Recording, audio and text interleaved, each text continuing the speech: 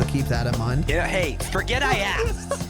That'll definitely do. Ew. Join the Discord. It was the least fun I've ever had playing this game. A small but vibrant and extremely humble community. No, I've seen the sleeves, but I'm like, you said you're suiting up, and then you put your sleeve on. Thank you for saying that. Because I'm a demon on the keys. Next thing I know, we're both dead. I immediately left the lobby. In Vietnam. What are they playing for? Are they playing to win?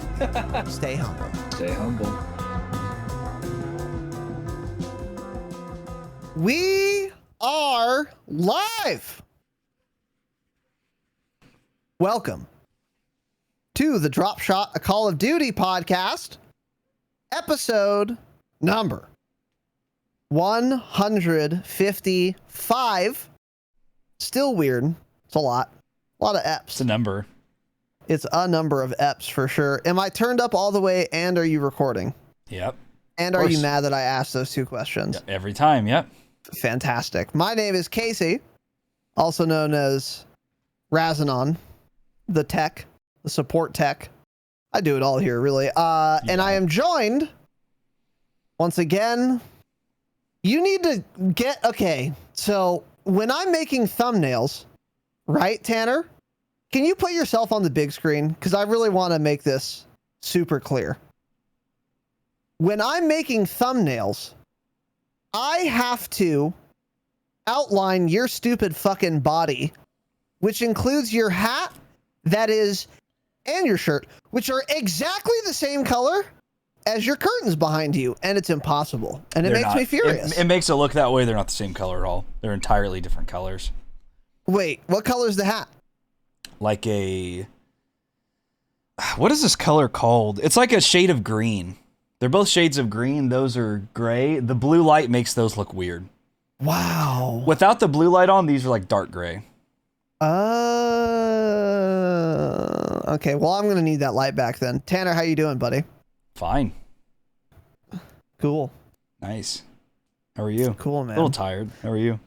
I don't care how you are, actually, so we'll move on. Cool. Got it. Welcome to the show. Today we have some news to talk about, some changes, actually. Not too much in the way of changes, but a number of news items, which I'm excited to get into. And some of this has me kind of reevaluating, reassessing some thoughts I had. And we'll get into those in due time, boys and girls. But first, some announcements quickly. First of all, welcome to, and this is quite a list, our new gold patron, Isla. Let's absolutely fucking go. Oh, you said it right. Of course I said it right. Oh, wait, I'm sorry. What? So you know how this is pronounced and you thought I wouldn't know. Is that correct? That person's father DM'd me and said, Raz is gonna butcher this name. Her name is pronounced this way. He's gonna say Isla. That's not how it's pronounced. He said, so when he says it wrong, correct him. That is Yesem's daughter. He was signing her up for the tournament. I figured that out. That is fucking crazy that you think this name is not terribly uncommon. You know, it would be terribly uncommon. I haven't met anyone with Isla. I've never met anyone named Isla before.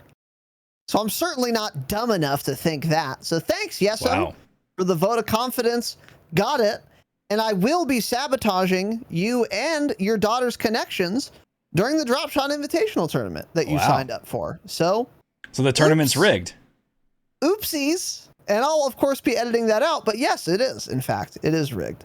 Isla, well, aka Yesem, thank you. Much appreciated. Queen, also new platinum fucking upgrade arenas. Mitchell, aka Urban Bigfoot, is upgraded from gold to platinum. He did it for the call-ins, which are now live. Get scammed. Hope it was worth it, bud. Shit on. Also, leet speak stateofmind.neb. Awful. Don't know what you're doing. There's a 5. Yeah. There's no spaces. What is there's that? Caps lock. There's lowercase. It makes me mauled. But you upgraded from gold to platinum, and I very much appreciate that. Also, better than everyone else that we've talked about so far. New Damascus patron, Cody M, who looks like a fucking tank in that picture. What are your thoughts on that, Tanner? Always hard to tell with these dog shit he looks like he has Patreon. giant fucking shoulders, though. Yeah, well. Yeah, he's probably built. Let's not say. Bigger Your shoulders than are probably yours. almost as wide as mine. Almost. Okay. Real tank. Cody, thank you, dude. Much Cody appreciated. the tank. And then Ned S went from gold to platinum to Damascus in like 48 hours. So Cool. why? But thanks, dude. Huge Ned Schneebly. And I will say your full name now because it's not your real name as we hypothesized. Evidently, that is from The School of Rock, the movie. And we've talked about this on the program before. I fucking hate people like you. Right? Who make movie references and quotes. Film references. Don't say film, and I hate you too. Their identity. Stop it. Stop it, Ned. So whoever the fuck you are, I might have your personal information. I do. I'm going to dox you on our next podcast just for this affront. Yeah. But Cody, Ned, thank you very much, boys. New Damascus patrons. Also, Adam W, an annual king, the gold fucking tier. Perfectly fine name, Adam. Thanks for being normal. You're one of 2,000 on our Discord. Much appreciated. Welcome aboard, King. And getting real Cuomo here. Clam Grabber. Mm-hmm. A new annual platinum fucking patron. Is that Trump salt? That's a Trump. That's a Trump Cuomo, some kind of. Yeah. Oh, yeah. So, That's the newest one. Yeah. Sure. Yeah. There's a lot in Washington, it turns out. Yeah, they all are pretty much. Yeah. So you better lobby for us in Congress, Clam, or well, I'll expose you. And thank you very much, dude. Welcome aboard. Also, Taylor B, going from a Goldilocks peasant. Peasant. Peasant. Nice, man. I don't know why I did that. I don't know why I did that. That was a weird noise. That wasn't great. Yeah. Anyways, Taylor B, going from gold to fucking annual Damascus. Huge. King, welcome aboard. Very supportive. I love and appreciate you, brother or sister. It's brother, I think.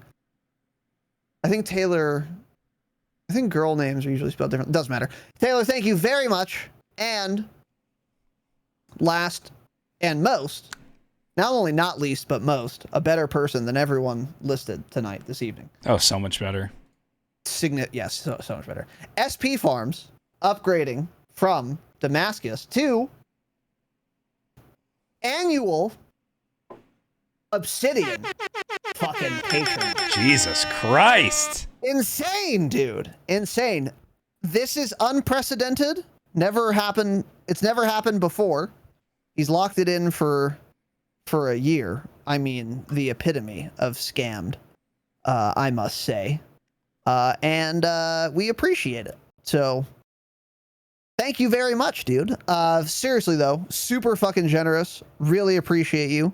There is no benefit to being Obsidian other than bragging rights. Is that something to brag about? And wasting your money, of course. So SP, thank you very much. For real, dude. That's super fucking generous. You've been generous in the past, and this is certainly no exception. So really appreciate that. Brother, keep rotating those fucking crops and fucking filling those bushels full of fucking wheat or carrots or whatever people farm. Nice. They farm a lot of farmers, yeah. Well, okay. Well, or marijuana with your business.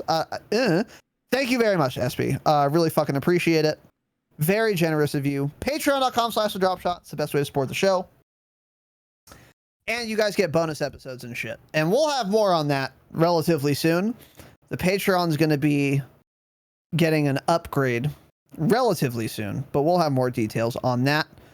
Nonetheless, it's the best way for us to be supported, and it's the best way for you to support. So, bonus episodes at all tiers, weekly hangouts, much more. Patreon.com/thedropshot, all one word. Check it out if you want to waste your money and get a lot of bonus content. Actually, we have like more than 50 bonus episodes.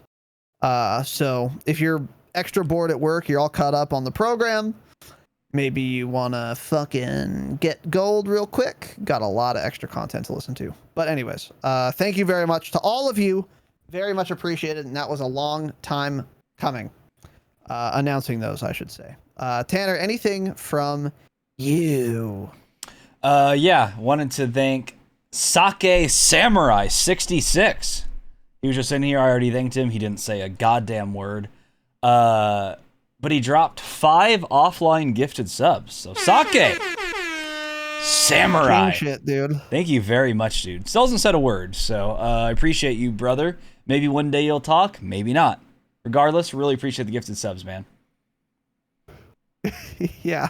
Thank you very much, dude. Yeah, he's a generous new frog, a generous silent new frog. Yeah, I guess I could also formally thank again Slivo during Raz's gameplay stream yesterday. Dropped $50 on Raz while he was streaming, and I was offline, and he also donated 50 United States dollars to me. So I already thanked him, but again, wanted to shout him out. Slivo, thank you very much. Very kind, longtime supporter of the program. Busy guy. A lot of you don't see him very often, probably, but he's always around helping us for sure. So, buddy, really appreciate it. Yeah, Sliv's what's it called? I don't know. Silent something. He's not really silent. I love Sliv. Thank you very much, Sliv. Yeah, super supportive. A lot of giant cocks. A lot of dumb giant cocks supporting this program. So we appreciate you boys. Thank you. Best of the month video is live on YouTube. # sloucher. Change it. Did it again. YouTube.com/thedropshot podcast. We put all our podcasts up there. And also we do a best of the month video. This last one was just a compilation of excellent death comms. And it was fucking great. Really funny shit. Some of them were fucking hilarious. It's funny to me how mad people get at this game. I'm mad at myself because when the Akimbo Psychovs, before they were nerfed, I was using them and I got a kill on this guy I should not have gotten. And he got more mad than I've ever heard anyone get in a video game ever. Actually, he was fucking fuming. And unfortunately, I wasn't like recording or live or anything, but he screamed, "Get him out of the fucking game!" Oh my God. While he's screaming game, it cuts off because like it's the end of the time. Like he was not kidding, or he's Leonardo DiCaprio with his acting, but he was so fucking mad. And it was dumb because I was like, no plates, probably 70 health. And he's just full plated, but I make it behind a wall. I get him out. He comes around and I just fucking ream him because those things were super dumb. And I kill him and he was so mad, dude. And I wish I'd gotten that, but there's still some very good ones in that video. It's our second to latest video because the live patron call-ins video, that's in the RSS feed, which you guys have already seen if you're listening on a podcast app now. And that's on the YouTube as well, if you want to see the video for that. Sorry, wrong button. That was rude, dude. Holy cow. My bad. Okay. Also, tournament reminder, the Dropshot Invitational number 3. We've got the overlays fucking ready. Shout out to Call Me Al, a king, the graphical king, for this program. Very helpful. Nick's been helpful in that arena too, but Al made those 2 overlays. They're fucking excellent. Things are coming together nicely for the tournament. The Dropshot Invitational number 3, of course. And the deadline to enter is coming up. It's in 10 days. So figure it the fuck out. We will not be accepting late entries. Read the fucking document. If you want to participate, it is in the Discord. Join the fucking Discord. Links in the show notes. You guys know the vibes on that. And lastly, we kind of wanted to get a little random with this one. We played some Splitgate. Splitgate has been all the rage for the past couple weeks. We had a gameplay stream yesterday, and Tanner was like, let's run a poll to see what people want to see us play. Twitter.com/the Dropshot Pod. Follow us now. And Splitgate won. So we tried Splitgate. What are your thoughts on Splitgate, Tanner? Okay, so Splitgate. Why don't you explain it a little bit so people who don't, because there's a lot of people that probably haven't heard of it. So why don't you explain it a little bit? Yeah. So Splitgate is a game that is in beta right now. It's on Steam, and I'm almost positive it's on console as well. And is it? I think it is. Okay. I don't know, but whatever. It's a game. It is essentially Halo with portals. And what I mean by portals is, if you've ever played the game called Portal, that's what I mean by portals. So you press one button to make a yellow portal, and then you can't jump through it. Doesn't lead anywhere. But then you press another button to make a purple portal. And then, if you jump through the yellow portal, you'll go to your purple portal, and vice versa. And you can infinitely throw these portals. There's no cooldown timer. You can open and close them as quickly as the animation allows for you to do. So you can fucking move around the map insanely well. And the outplay potential is giant, it seems like. But anyways, that's just kind of an overview. So it's Halo, where you can pick up guns. It's like an arena-style FPS shooter with a pretty slow time to kill, which means like aim matters. With portals. And that's essentially what Splitgate is. It's in beta. There are long queue times, but we managed to get in on Tuesday to play it. And there's your background. So, Tanner, what were your thoughts playing the video game? Yeah, so Splitgate, it was pretty fun. So I don't usually like games that are like sci-fi, futuristic bullshit like that with portals and stuff. Not really sure why. I just don't like that genre. Never have. Don't like movies that are like sci-fi. Doesn't interest me at all. I'm more into like realistic war stuff, modern shooters, things like that. World War II, of course, whatever. So I think the biggest thing it has is it feels good, like aiming and killing people in that game. It feels rewarding. Feels like you have to hit your shots. It's very fast paced. The maps are pretty fun. There's a lot of different game modes you can do. You have like a jetpack also, which I think is very fun. You can't like float in the air for 10 seconds though. It runs out quickly. Yeah. And it regens quickly as well. So it's like you can use a jetpack for like 2 or 3 seconds and then it's out again for a few seconds. Then you can use it again. So it's not like annoying, overpowered. It's not like people are all just floating around on jetpacks. Like people use them, like people just use them to like jump from one level to another or something like that. And that's like the main purpose. So I think that is very fun to use. You can get like some crazy fun shots with those, like jump up, hit your jetpack. You can like pick up a sniper or something and one tap somebody across the map. There's some fun plays you can get. Now for me, where it starts getting kind of lame is when we talk about the portals, which is what the game is all about, right? Yes. It just doesn't interest me the most. Kind of weird. So it's like there's only certain parts on the map you can use the portal. So it's like this wall is one. You can start a portal there, and then there's areas all over the map, and you can press the button and open up a portal like from across the map as long as that wall or whatever is capable of taking a portal. I don't know how else to describe it, but it's not like you can portal anywhere you want on the map. So, I mean, you can get some cool plays, like you can set some portals up so you can get behind people and then they're still shooting at you, or the portal that you put down, but really you already went through it and now you're right behind them and you can shoot them in the back. So it's pretty fun. It's exciting. It's very fast paced. The games go by quick. We were playing like this 3v3 mode, me, Raz, and Jake down, and that was a lot of fun, actually. That was super fun.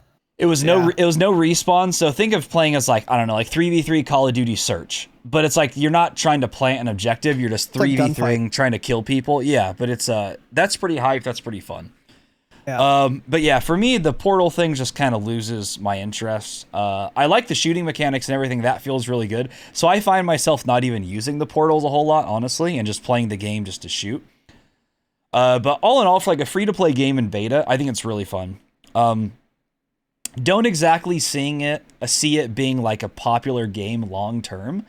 I kind of see this as the newest Among Us. Very popular all of a sudden out of nowhere. Because this game has been out for like 2 years. All of a sudden, just like Among Us, popular. Don't know why it got popular. And I think it's going to die off in a couple months, honestly. I don't think it'll make it too far. It'll have a steady player base, but it's like before this, there were, I think, less than 400 concurrent players. You know, now there's hundreds of thousands playing it right now. And a lot of that is because a lot of Warzone people have swapped over because of the state of Warzone right now. So that has a play in it. But yeah, all in all, it's a fun game to mess around in for a little bit. I definitely don't see myself being interested long term. And if the game does last a long time, I feel like it'd be a Fortnite type game. Because what's going to happen with the Portal BS is it's going to turn into Fortnite. Fortnite on launch was a great game. For a long time, it was a great game.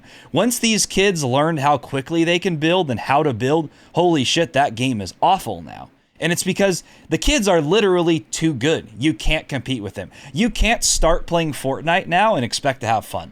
Because everyone is way too good. Such a steep learning curve. And I think that's what would happen with this game if this lasts a long time. Is kids will get crazy with the portals. They'll move really quick. They'll think of fast ways to just move around the map. And there'll be like meta portal angles and shit. I don't know. And I feel like that'll eventually also kill the game. And that's what will ruin it, is people will become too good at it.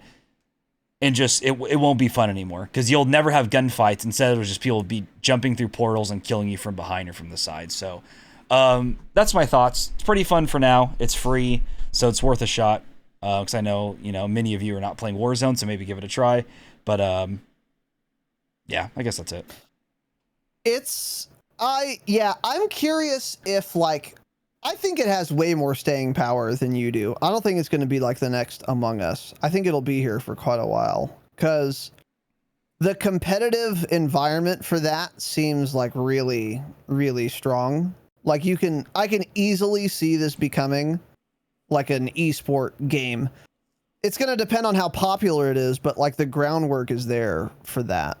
Cause it's just an arena shooter and you don't even have to really do like much balancing. I sort of, but well, the bats.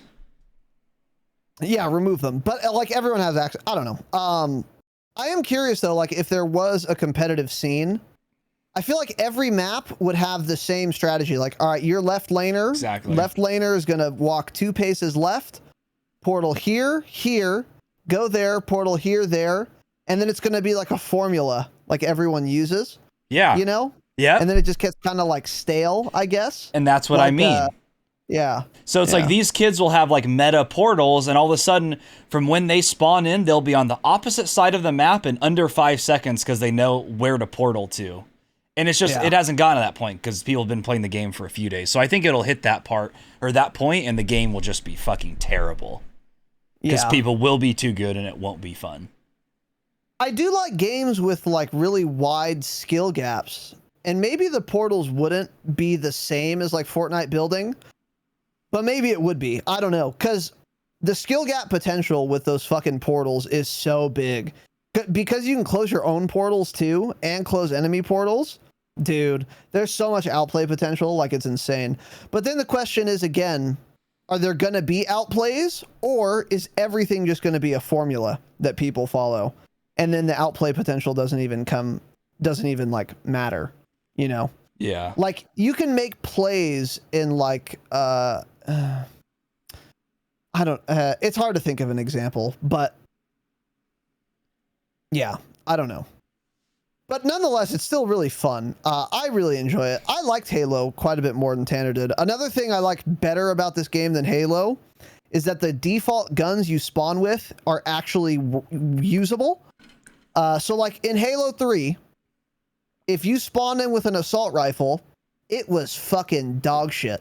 It was terrible. and you had to be inside of like 10 meters to like even dream of getting a kill. Yeah.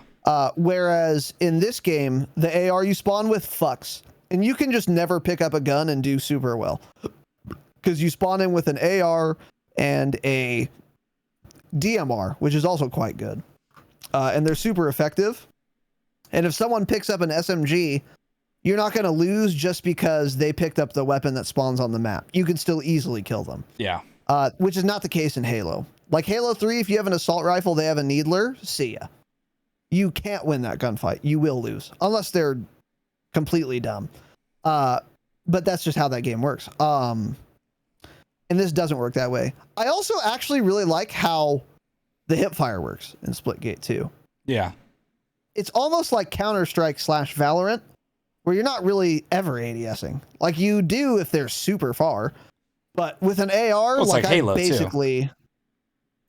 Well, in Halo, you couldn't ADS with the AR. That's what I'm saying. So it's like pretty much all hip fire anyways, mostly. Yes, but the AR hip fire is really good in Splitgate, whereas in Halo it was terrible. Yeah. Like it's actually usable. I actually really like that. And it makes it more fast paced, I think, when you're able to hip fire it from farther away because it's more accurate. And now some of you might be like, well, you complain about good hip fire all the time for Call of Duty. Okay, yes, I do, but that's different because good hip fire in COD is like, you know, a 3-inch whatever fucking, I don't know how big, whatever, a reticle that's too small. With other weapons who do not have that good of hip fire, and the hip fire is still way worse than in Splitgate. If every single gun has a pinpoint hip fire spread, well, now I'm happy with it again because now we're on even playing field. And there's no RNG mechanic because the hipfire in Splitgate is accurate enough to where you're not going to win or lose a gunfight based on RNG. You have to be aiming at them to get the kill. But in COD, it's not that way at all. And that's why I hate good hipfire in COD. But anyways, I like Splitgate a lot. I liked it a lot, but it's something I agree with you. I would never really play long term because when I did like really enjoy playing Halo, I played ranked Halo. And I'm not playing fucking ranked multiplayer FPS ever again. I'm old and dying and don't have the time or the inclination really. But so yeah, I would never play this like super long term or anything unless there were some kind of crazy camo grinds. But even then I probably wouldn't. And that's something I've said a lot about Call of Duty is that one of the things about multiplayer that gives it so much staying power is the camo grinds and the calling card grinds and the challenge grinds and the emblem grinds and the fucking Dark Ops challenges. That's what keeps people playing multiplayer. If there were no challenges or anything in Call of Duty multiplayer, I don't know if we would even be doing this podcast. As dumb as it is, we need dumb cosmetic little fucking carrots on sticks to keep us playing. Yeah. But they work. But there's no camos, for example, in Splitgate. They're all loot box camos. There's no grindable camos. Yeah, there is. There's a bunch of them. Yeah. There are loot box ones. There are a bunch of... Yes, there were. Because I saw when it was like, get 50 headshots to unlock this. There's quite a bit of shit like that, actually. Okay. It's just still... I don't know. No create a class, then. Yeah, I don't think you can even change the guns you spawn in with. Because we were talking about that. Yeah. Like, even just swapping... like the assault rifle to like when you spawn in versus the DMR or whatever, things like that.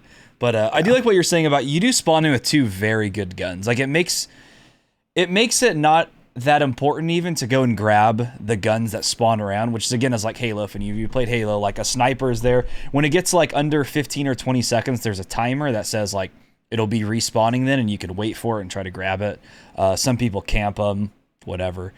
But yeah, it's fun for now, and it will be fun for a little bit. But I can't see it being like a main game that many people play, to be honest. I just don't see it.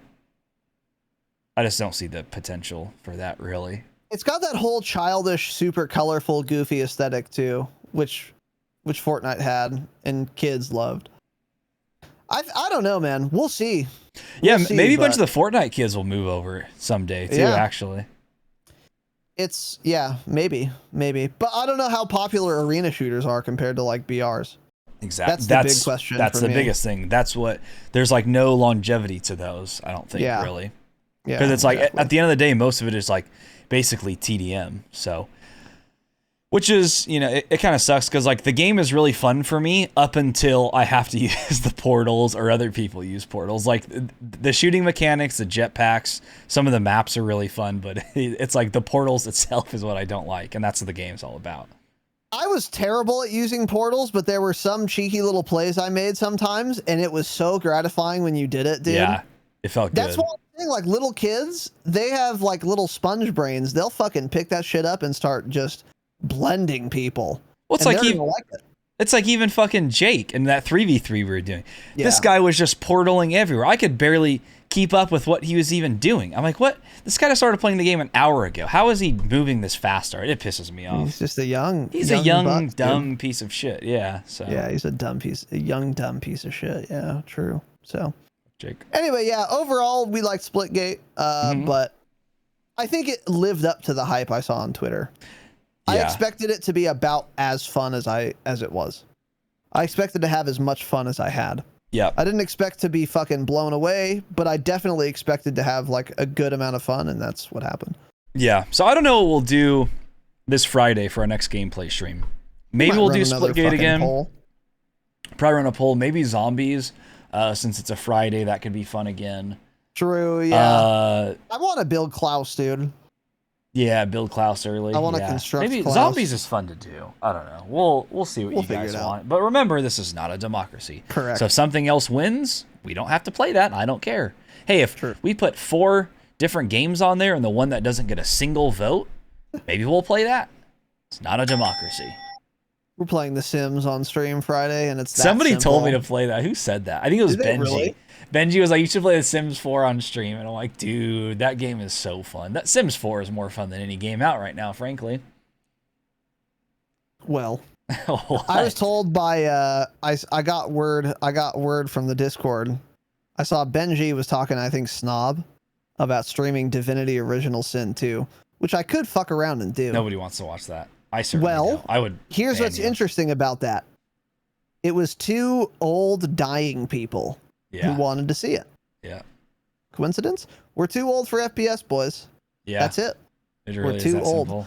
I have fun and I'll fucking play it, but I won't be good. I'm shit. Yeah. Too old. Was never great anyway. Anyways, whatever.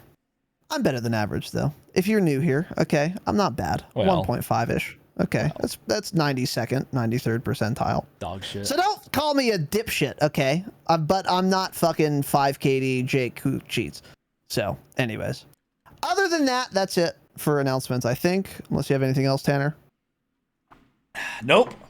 All right. If you were listening for the fucking jingle, here it is. Self high five. Thanks for the tier 1 7 months, baby. Self high five. Thank you very much. And W boy, good old Dubfire33, 13 months. Wow. Wow. Not a whole lot of those, W boy. It's absolutely go. Thank you, King. Really appreciate the 13 months. Oh, Snob is here. There we go. The thing is, Snob, I'm not playing it. He can stream it alone. Sure. That's true. We've also tossed around the idea of streaming Tarkov, but at the end of the day, neither of us really want to stream it. Game is really fun to play. I think really fun to watch, but I don't want to stream and play it at the same time.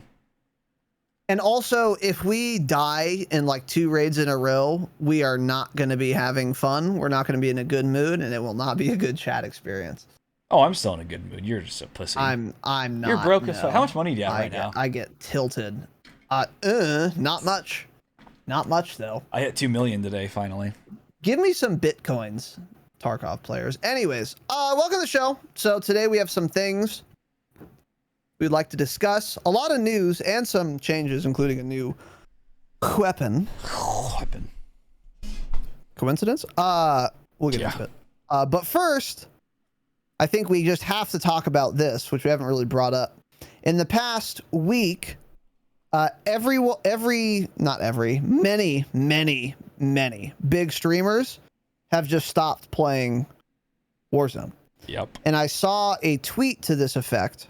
I don't know who the author was, but it was like a screenshot of like 4 or 5 different YouTube thumbnails. And they were from like fucking Swag, Nick Merckx, Tim the Tatman, like these giant streamers.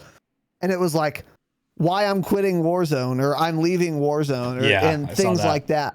And they followed through so far. Many of these people are simply just not streaming Warzone right now because the cheating situation is so abysmal. And it's kind of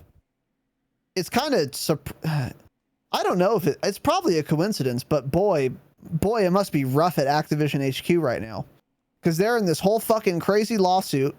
And at the same time, within days, all these big streamers collude and say, I've had enough of the cheaters. I'm done playing your game. Yeah. It must be a rough fucking, and they had their little quarterly report card thing. Well, it's not called little. They made another $2 billion or something. So yeah, sure. Yeah. Which is not surprising, by the way. So it's just been an interesting fucking week at Activision HQ and even more, which we'll get into, but all these streamers leaving Warzone.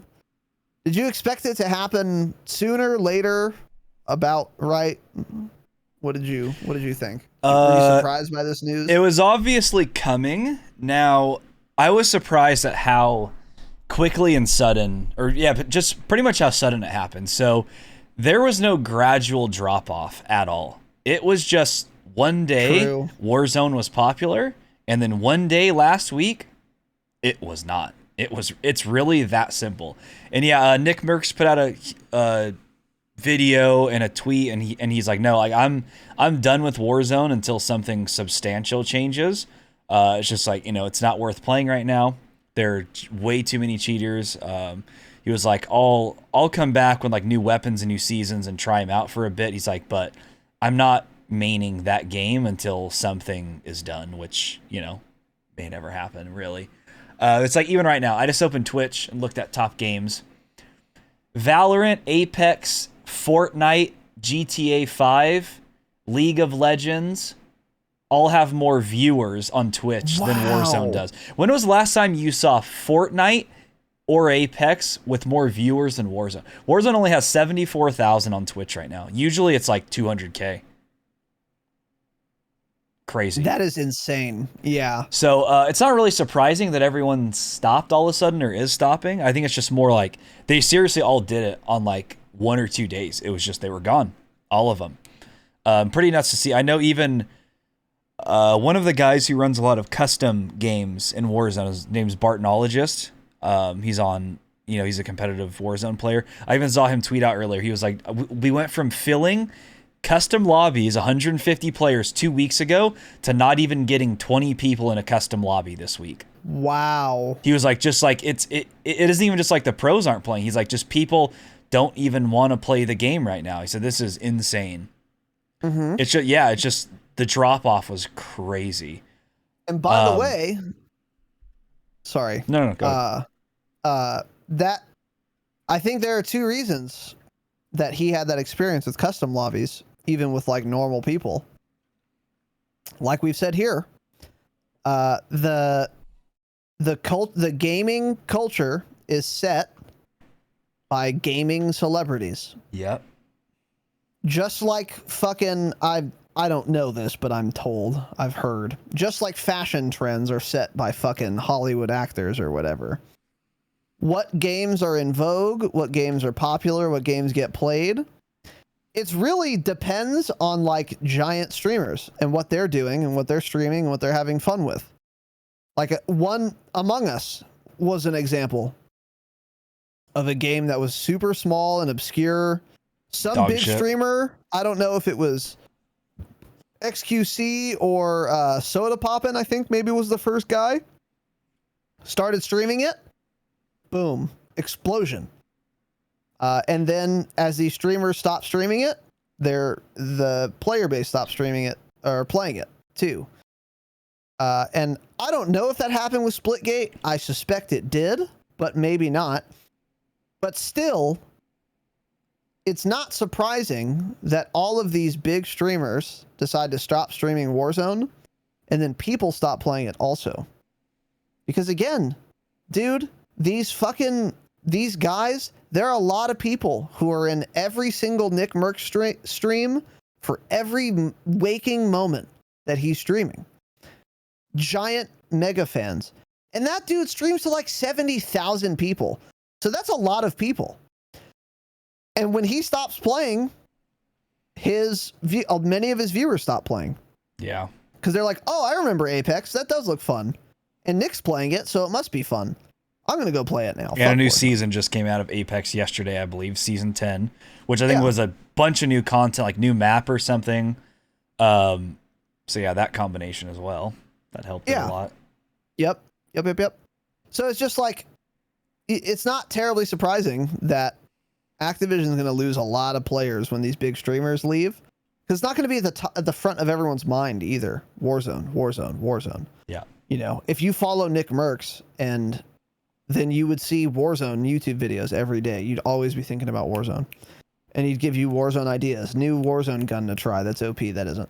But now that those videos aren't coming, then you're not thinking about Warzone as much. You're thinking about Apex or whatever he is playing. And then people follow him. And then reason number 2 is that the reason they left Warzone is a good reason.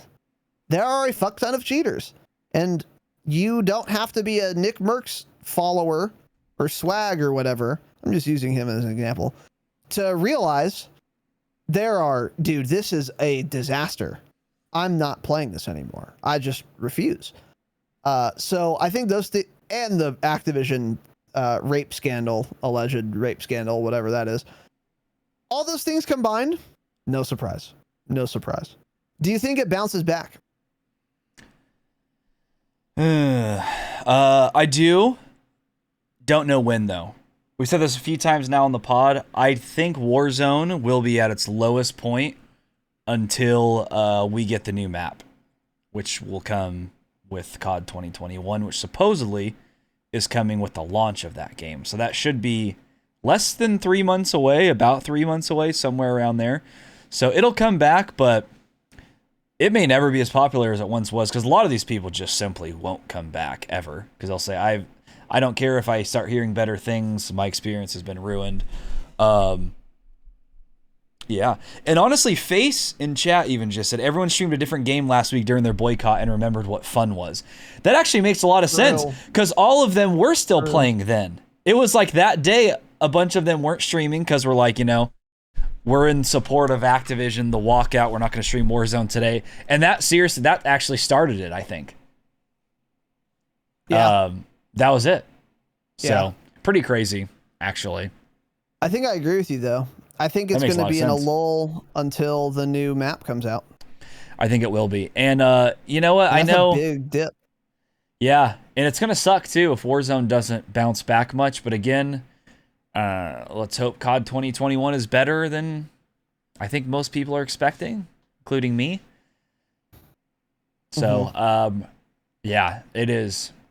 It is crazy. One of them, I think, I don't know if it was Nick Merckx, the other day hit like one of their highest peak records ever, actually, in terms of viewers. And it was when they were on Apex. So, I mean, people are watching them. Once you're that big, it almost doesn't matter what game you play. Like they could play a dog shit game and they'll lose thousands of viewers for sure, but they'll still have so many people watching them no matter what. Yeah, definitely. Yeah. Yeah, I think Warzone's going to be in this. I think I agree with you until this new map comes out. And when it does come out, a lot of people will come back. But then the question is going to be, how's the cheating situation by then? I don't know. A lot of people will come back next week too, even for the new season drop. They'll come back, but it's more how long are they going to stay for? Because it's like, we're going to play it for sure. Definitely. Yeah. But it's 100%. Like, are we going to play hours every day? Not really sure yet. Kind of depends. But they'll come back and try it again and go from there. I think a lot of the big streamers might not, though, especially if they're they having are getting fun. Good analytics. Yeah. And if they're having fun on Apex, yeah. Yeah. Because I mean, what are we going to get with Season 5? A couple new weapons. we'll see. Yeah. I mean, we'll see. But some more trash and garbage added on different parts of the map. Some more wreckage. yeah, the repainting, reskinning some buildings. Yeah. We'll see. So some jets flying overhead. Yeah. So nonetheless, we thought we would be remiss not to talk about that. And now we can get into our regularly scheduled programming. First of all, like every weekend, and we should stop announcing these. Double XP, double weapon XP, and double battle pass XP this weekend. The 6th to the 9th, 10 a.m. to 10 a.m. Pacific. Now this one makes sense. This one makes sense because it's the last weekend of the season. This makes sense. True. Let's do that from now on, right? We don't need one of these every other week. Let's just stop. I'm thinking they probably actually have analytics that show that a good amount more people play those weekends to get that double XP or something. And that must be why they're doing so many of them lately. Yeah, I think so. And their call was coming up, so maybe they want to pad their stats. Yeah. That could be it. Yeah. But anyway, that's happening this weekend. And that is that. So next, patch notes. Changes already in effect. There was a patch 2 days ago for Warzone. Not too much was changed. Largely just bug fixes. A ton of payload bug fixes. And as well, they removed the Juggernaut from Plunder. From red door rooms in Plunder. I don't know why they were in there in the first place, but now they're not, and that is good. Juggernaut should be removed from the game completely. But at least you can take refuge in Plunder. No more Juggernauts there. Also, there is a new operator bundle for Soap, and it includes the CX-9, which is a new SMG. Now, the CX-9 was released, sort of, kind of, not really, a couple months ago, actually, and it was only ground loot. I think this was in Season 3 at launch. There was a new ground loot pool. Part of it was the CX-9, which is an SMG, an MW SMG. And the ground loot one was like purple or orange. I think it was purple. And it had a bunch of attachments on it. And it was really fucking good. And then they took it out of the ground loot pool. And they just like never added the gun back. They never said when they would. And finally now we got it. So it's in an operator bundle for Soap. Cool. But also you can just unlock the gun yourself. You need to get 2 long shots in 5 different matches in Modern Warfare. And you can leave the match and requeue to get it. So you can get this insanely quickly, unlike the dog shit time sink 3-hour investment Cold War weapon unlock challenges, so that's good. Now, interesting timing. The CX-9 has been one of the most anticipated guns in Warzone at least since it was in the ground loot pool, because it was so fucking nasty. And it came out in a pretty rough week. Interesting. Yeah, wonder why. Coincidence? Or do we have a black helicopters situation? I think it's black helicopters, genuinely. I think they know that it's been an awful week and people have been wanting this, and they're like, okay, time to release. I don't think it's a black helicopters at all. If it just so happens that they were releasing this same week when a bunch of people stopped playing and all this other shit has been happening, that's the biggest coincidence I've ever heard of. So I genuinely do think they released this on purpose, knowing why they did it. Yeah, I think it's that simple. They probably had it about ready for release, and they were planning to release it with Season 5. That's what I was about to say. Yeah. But since this whole fucking fiasco, they were like, this thing needs some ETGC. We need some life support in this fucking game. He's SJ6, yeah. So we're going to release it now. Yeah. Yeah, I think that's probably true. I think that's probably true. I genuinely think it is, yeah. Yeah, my other thought was like maybe they were planning on doing it with the launch of Season 5. Now, I only watched the reveal for Season 5 once, but I did not see a CX-9 in there anywhere. I wasn't exactly paying attention for it, because I'm thinking if it my original thought was like, okay, yeah, they were going to release it for season 5, and that was going to be in the gameplay trailer, and then everyone would have said, here we go, gameplay trailer is here, CX9 is out, but that's nowhere in there. So it makes me think that this gun was just dropped for the reason of not a lot of people playing the game right now. So like, okay, maybe this gun will bring some people back. Hey, it didn't. It didn't bring any of them back. None of the big content creators cared. There hasn't even been that many videos made on it. They don't care. I wonder if there are any backroom exactly worked discussions going on. Like, I wonder if Activision called Nick Merckx and was like, hey, dude, listen. We got a couple $1 million on this check here. We can write your name here if you just stop with this Apex bullshit. Let's get back on Warzone. Say good things about us, please. I wonder if that conversation has ever happened with any of these guys. Or is happening. You know, all of those guys have like connections, and 100%. It's like how they have people at Twitch that they talk to. It's like an agent kind of. Most of those guys have people at Activision that reach out to them and talk to them about things. Now, do they take those streamers' advice? Doesn't seem like it. I don't think they usually do. Because I know even like a lot of people in the competitive scene have said that. Like I've seen Iceman Isaac say that. He's like, dude, they don't care what we want. Like, we've given plenty of feedback to them on what things they should change, and they just don't do any of it. So they don't really care. They more do what they think is right for the game. So, but yeah, I wouldn't doubt that stuff like that goes on. Absolutely. Yeah. Yeah, definitely. Nonetheless, the CX9 is out. And unfortunately, kind of didn't well, maybe this might be okay. This might be good. So JGod released a video on it. It's doing very well on YouTube, by the way. And he was going over all the stats and stuff as it pertains to Warzone. And one thing he noticed is that it is not as good as the ground loot one was.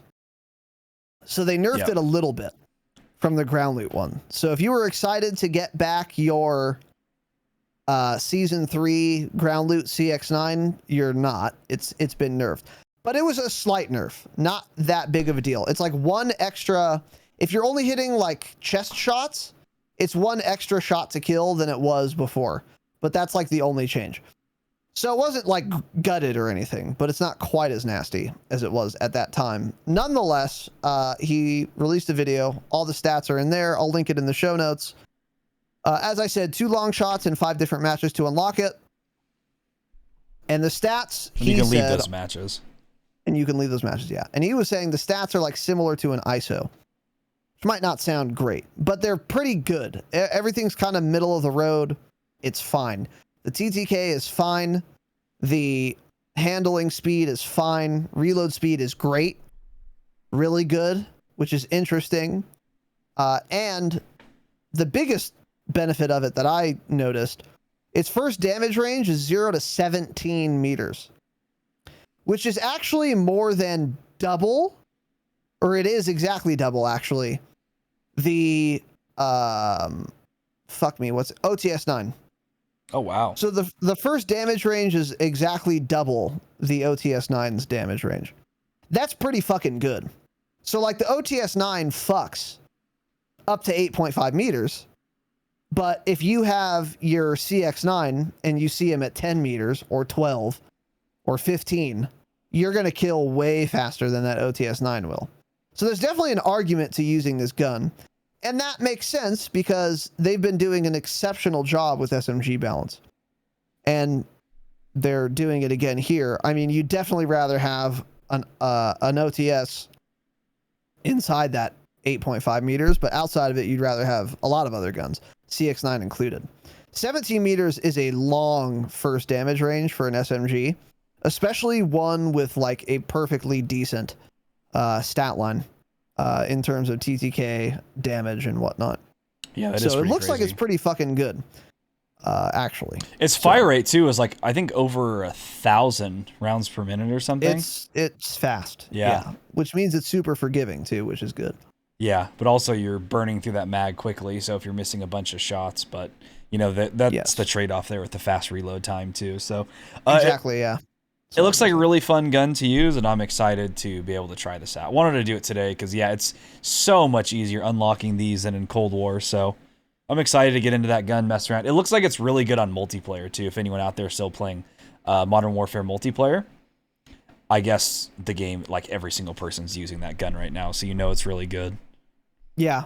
Mm-hmm. Yeah, a lot of the team at EXE boys are dropping nukes with it. Follow them on Twitter, of course. Yeah. Well, and they cheat and they're boys. But yes, it's very good in multiplayer, unsurprisingly, but definitely usable in Warzone as well. So that is that. And then that's it for patch notes and changes that have already happened. As I said, not too much, but the addition of the CX9 is very, very cool, very sought after. The only problem, again, is that it's like too little too late, you know?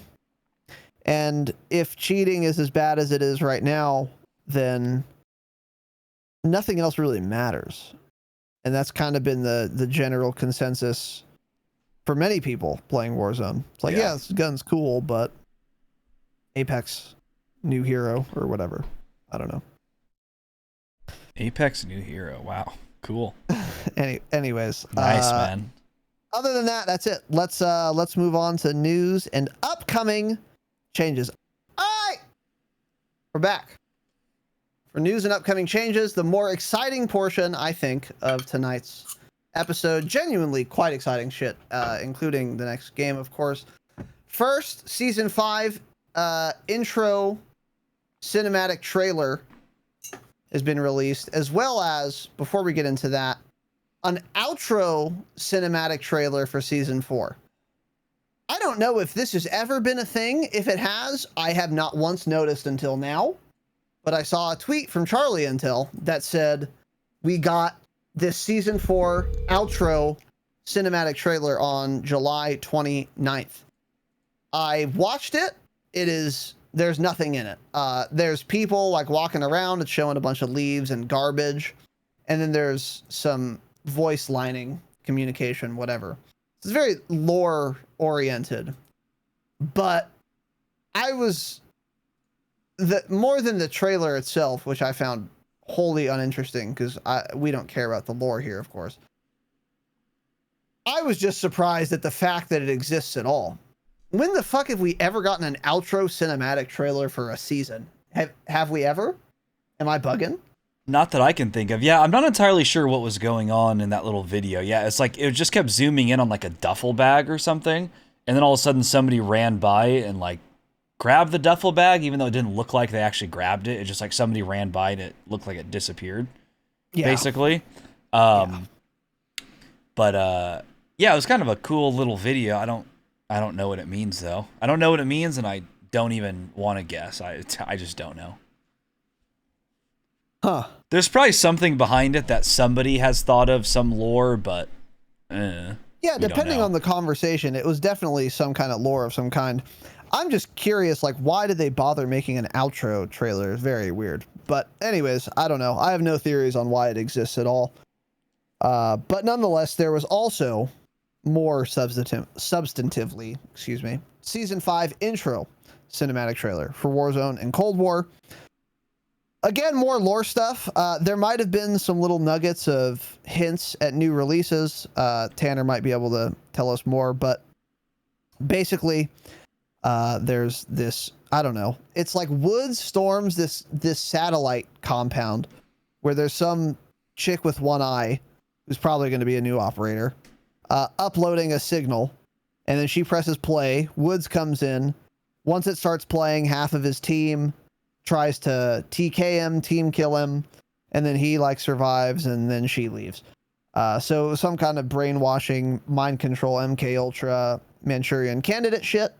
Again, mostly lore stuff. There might have been some leaked weapons in there. I couldn't tell, couldn't notice, but nonetheless, we have the trailer for the new season, as well as the new cover art, which is deeply amusing because it's hacker themed. It is. It is hacker themed. Now, if we haven't said it before, we'll say it now. Activision does not listen to the community. If they did, they would know that this is not the best look right now. Not the best look right now to put a bunch of fucking numbers on our poster for Season 5. Now, I know that Black Ops, the numbers, Mason, what do they mean? Cringe. They mean let's not put the numbers in right now because, you know, this is real life now. And there are 12-year-olds using the numbers to ruin my video gaming experience. So tone deaf, they're dumb. They've been tone deaf in many ways, which we'll get into. But yeah, otherwise, a trailer. Yeah, that's for me. It was, I think, one of the most boring season reveal trailers they put out. It's kind of just a whole lot of nothing going on, really. Kind of like the other little outro video. Just, I don't know. Don't really know what any of it means. Never been into the lore stuff, so I really don't care to pay attention too closely. Maybe that's why. But yeah, it was just not an interesting trailer at all. Yeah. So, True. Cool. For actual gamers, yeah, not really much there.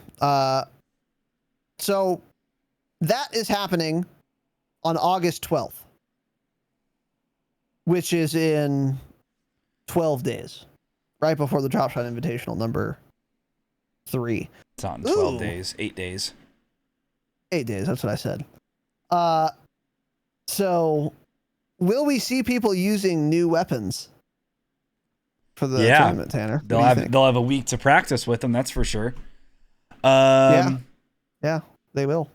Maybe we will.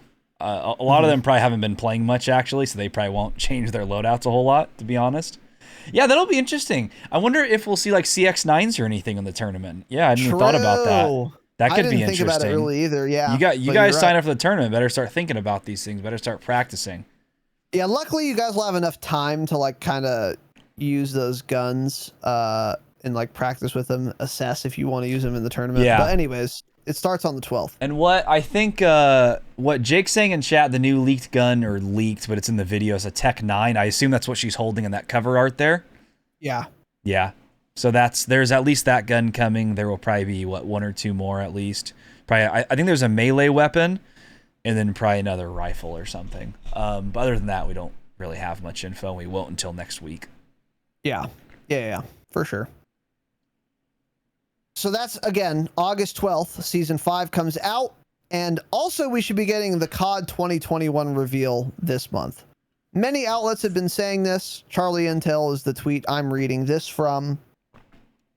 I am very excited, but I also don't know what a reveal means. Does that mean merely a cinematic trailer?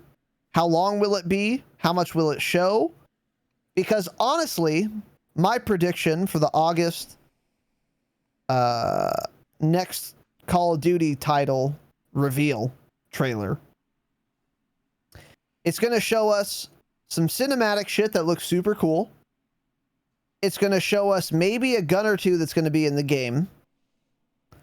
And it's going to show us the title of the game, which we already know, and the setting of the game, which we already know.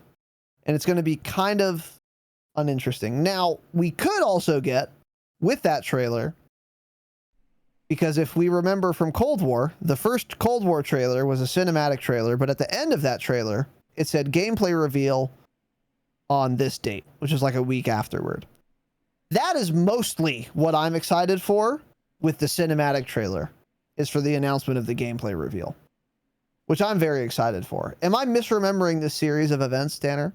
No, I think that's about what it is. So yeah, what I'm expecting to happen this month, I think the rumors were like the 3rd or 4th week of the month, or of August. We'll probably get like some sort of reveal trailer through Warzone. So it'll be something again where we have to do some shit. It'll be like a separate lobby, and it's like, do this, like that specific lobby will go on for like a day or two, and it's like you have to go here, find this item, or do this. And then it'll show the reveal trailer at the end of that for the new COD. I feel like it'll be 1 or 2 minutes long at the most, and it'll just be a cinematic trailer. There definitely won't be any, like, it won't be a true gameplay trailer, really. Yeah, I think just kind of give us a basis to go off of, but that'll be good enough for us. There'll be a lot of things to talk about, even from that trailer, I'm sure. A lot of little items will be in there. You know, you'll see things like certain guns. Oh, yeah. Like, people stop frames and look at things way in the background. It's like, oh, that map or that item you know, that radar tower on the mountain way back there looks like it could be from this map. They're going to remaster this, shit like that. So there will be a lot to cover. So I am very excited to get that, especially right now with the state of the game and everything. This will be excellent to get. It'll bring a lot of people back on the game for that, I'm sure. So yeah, I'm excited. I think that'll be pretty fun. True. All very real and true. Yes. Yeah, I'm getting I don't know why. All of a sudden, it kind of just started today. It's like I'm starting to get excited for COD 2021, which I haven't been. And I think it's because Warzone. Yes. Well, I have a theory. Here's my theory. We haven't played much Call of Duty lately, but there is no Call of Duty to be played right now. So, I'll speak for myself. I'm actually more excited for the next Call of Duty right now than I would be if Warzone were in a good state and I was playing it a lot. Oh yeah, I didn't care about this at all a month ago, and I think we even said that on the pod. We're like, yeah, wow, isn't it crazy how nobody's talking about COD 2021? Boy, that's changed a lot in the last few weeks. True, yeah. Because I want my COD fix, but I can't get my COD fix now, so this is all I have. So now I'm like, okay, well now I want this shit to come out. I want the news. I'm like pretty excited for it, actually. Yeah. Because I don't have any substitute in the form of Warzone. So this is, which is kind of nice. It kind of feels good to be excited about the next game, which frankly, I was not feeling, a month ago. Yep. So hopefully it lives up to some of my expectations. Actually, I should say this. Hopefully it doesn't live up to my expectations, because my expectations, as I've said, are not good. But we'll see. I'm trying to be optimistic. Not that it's going to change anything, but I want the next game to do well. I want to have fun playing Call of Duty. I want to. It's crazy. Crazy proposition, but I want to. Yeah. And so we will see. But nonetheless, we'll get the reveal in August. Also, there was a lot talked about with respect to Vanguard, which is the name of the next Call of Duty title in 2021, and the future of Warzone, as it were, in the Q2 earnings report call thing. I don't know what it is. Activision business shit. They talk to the public about how much money they've made or whatever. Make themselves sound better, yeah. Correct. Yeah, correct. And so we learned a lot actually from that. Here are some things. One such item. COD 2021 will deeply integrate with Warzone and feature new innovations across Warzone and the Call of Duty 2021 title. Now, a couple things this could mean. First of all, before I get into that, COD 2021 is developed by Sledgehammer, that has been confirmed, and it's also going to be released on current and next-gen consoles, which I think was revealed earlier, but now it's confirmed. So that's good. Now, there are a couple of theories on what this could mean. Mainly what I'm referring to is feature new innovations across Warzone and COD 2021. Okay. New innovations could either mean, for example, we added a sentry gun to Warzone. Okay. As a kill streak. Okay. Now, we could call that a new innovation. It is something in the game that's new. Would I call that innovative? No. Of course I wouldn't.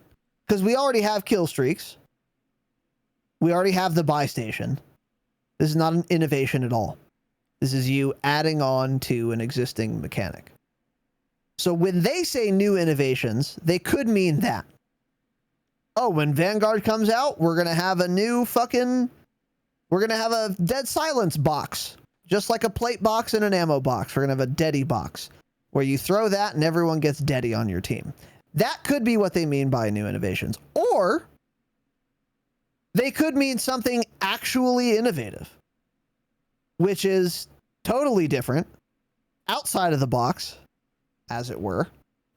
Fuck. Press the wrong button. That was a joke. It was a good one too. And fuck Tanner for not cracking up and dying of laughter. It wasn't. A new innovation, the likes of which we actually haven't seen in Warzone or COD 2021, And I don't know what exactly that could look like, but I mean, I'm trying to think of even what would qualify for something I would consider an innovative addition to the game. What are your, am I making sense, Tanner?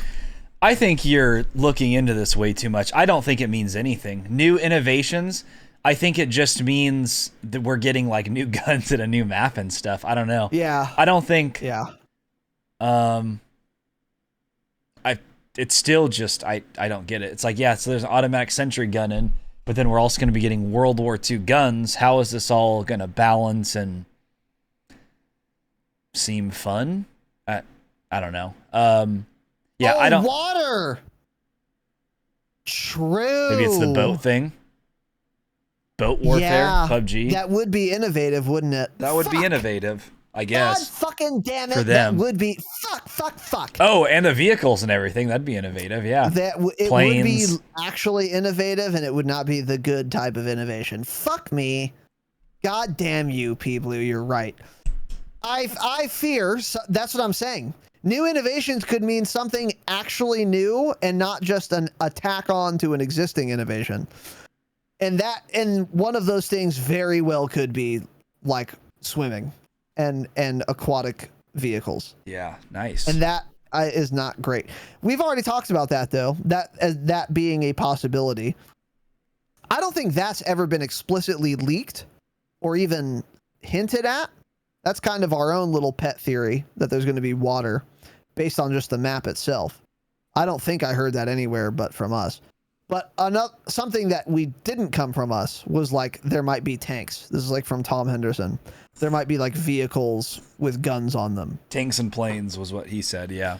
Yes, which would constitute an innovative addition to the game, and I would not be super thrilled with that. So I wouldn't be either, but also like I'm kind of trying to be more open-minded with it now. It's like maybe it would end up being fun. I don't know. You know, like maybe the vehicles could be fun. It would definitely feel more casual or some shit like that, you know, more like Battlefield. But hey, Battlefield's pretty fun for a while, so I don't know. We'll see what they do. If that does happen, I think that's a very big risk they're taking, adding in those vehicles, knowing they've never done anything like that before, especially in a BR like this. So it'd be a massive risk. But hey, if the game isn't going real well right now, maybe that's their best bet, is to take a huge risk that may or may not pay off, really. That's a good point. But if they are taking any risks for the next game, those decisions were made well before that's true. They like knew they were in trouble like they are right now. So that makes sense too, Chris. Try to beat Battlefield to the punch, make it irrelevant. That's true. That could be a thought in their mind too. Like, oh, Battlefield's gonna have vehicles. Let's put out our BR and add vehicles in to try to take it away from them. But again, people need to let's stop the COD versus Battlefield fighting. It doesn't need to happen. They're different games for different reasons. Now, if COD ends up adding in tanks and planes, then okay, they're not. They're very similar. But they've always been different. They shouldn't really be compared that much. They both have guns. There's a lot of games that have guns in them, though, right? True. Yeah. So let's stop. Splitgate. Let's stop just comparing every game to each other just because you shoot people in it. But you know that could be one of their thoughts. Yeah. Yeah.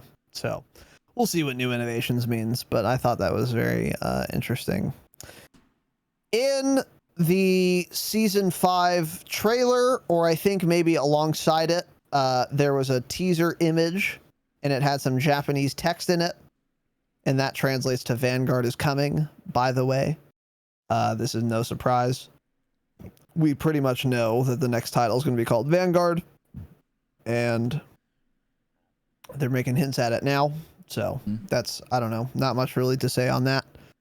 And then we have another tweet here. Tanner, what am I looking at with this one?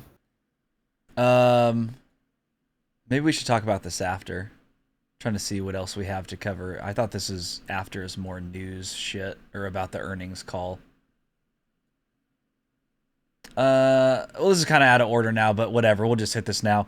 So there was something else regarding season 5 that was going around. So there was a rumor going around on Twitter yesterday regarding Season 5 of Warzone coming out next week, that this was going to be a massive next-gen update.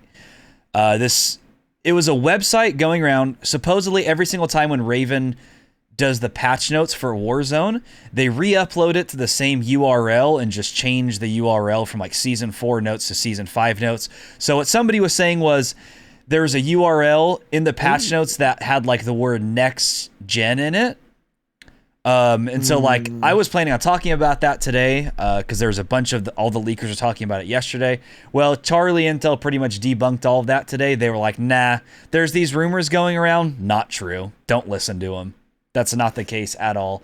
So what they said exactly was the rumors started because a tiny URL link was found that directed to Raven's site with next gen in the URL. The information is not true. The short link was created by a random person, not Raven. So again, it sounds like we kind of got scammed by leakers because they were claiming like this.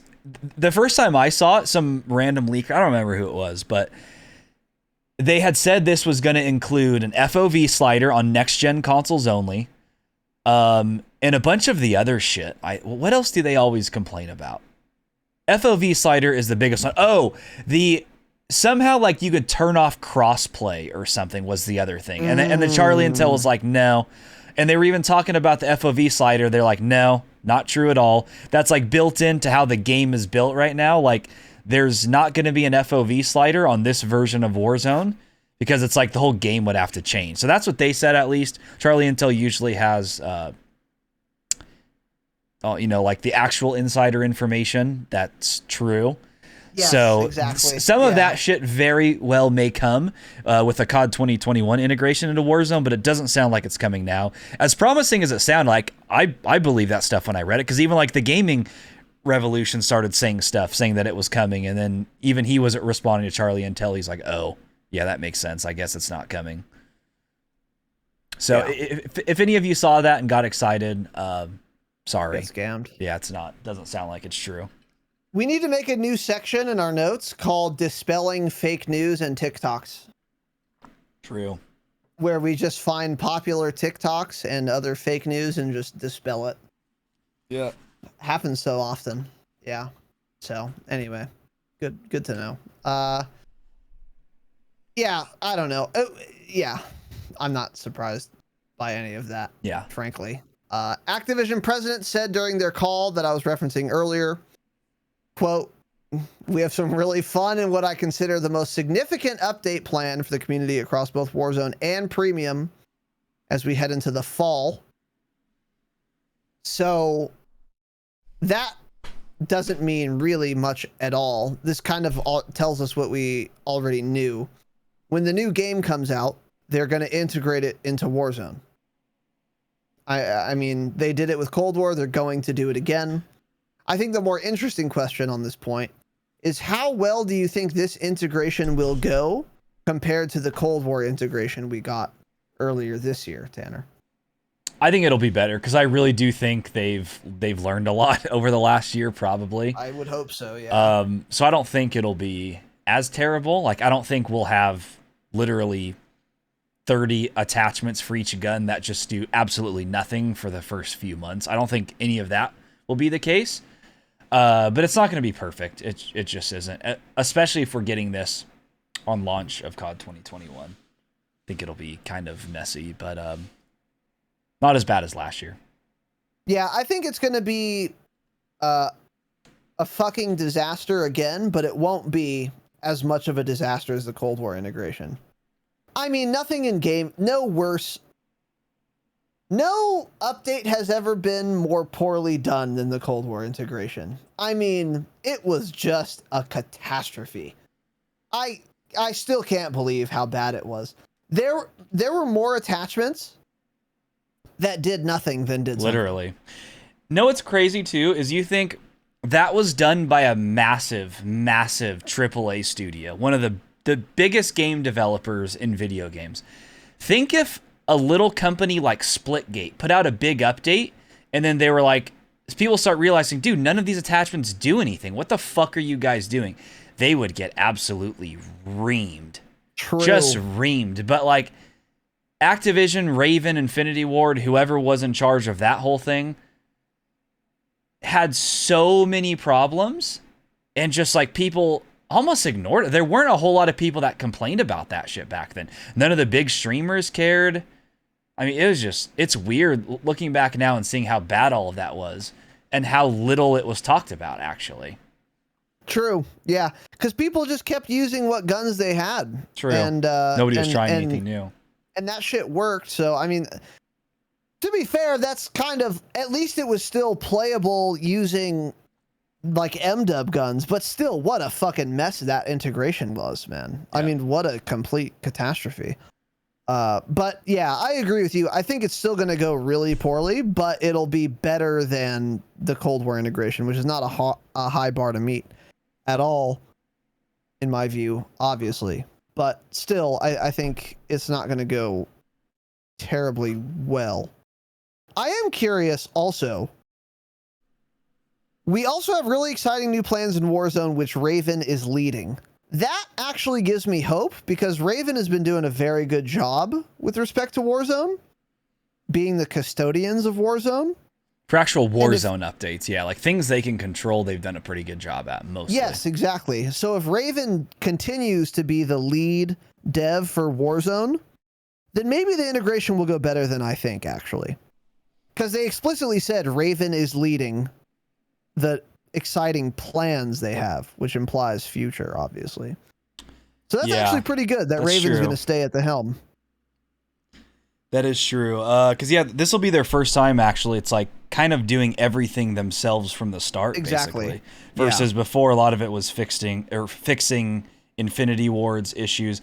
I don't know, again, who is in charge of, like, balancing those guns that came over from Cold War. If that was Infinity Ward, Treyarch, Raven, all of them. But regardless, that wasn't a very good job. So, yeah, it'll be interesting to see what Raven can do, like, on their own for a full year or so, you know?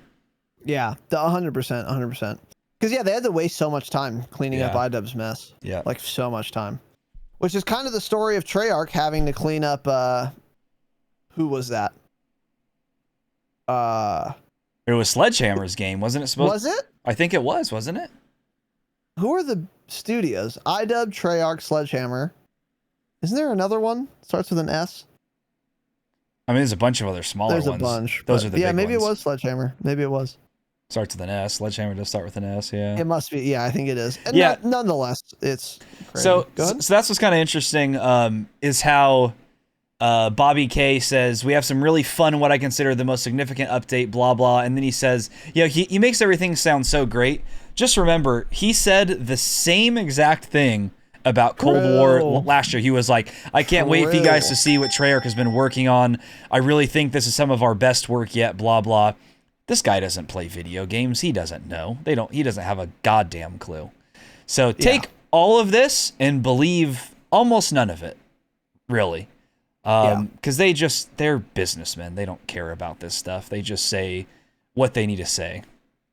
Yeah, exactly. That is the point, really, because of course, at a fucking shareholder meeting, he's going to make this shit sound groundbreaking and revolutionary and innovative. Yeah, and all these shareholders like, oh my God, that sounds so great. This game's going to be amazing. None of them have played a video game in their life, right?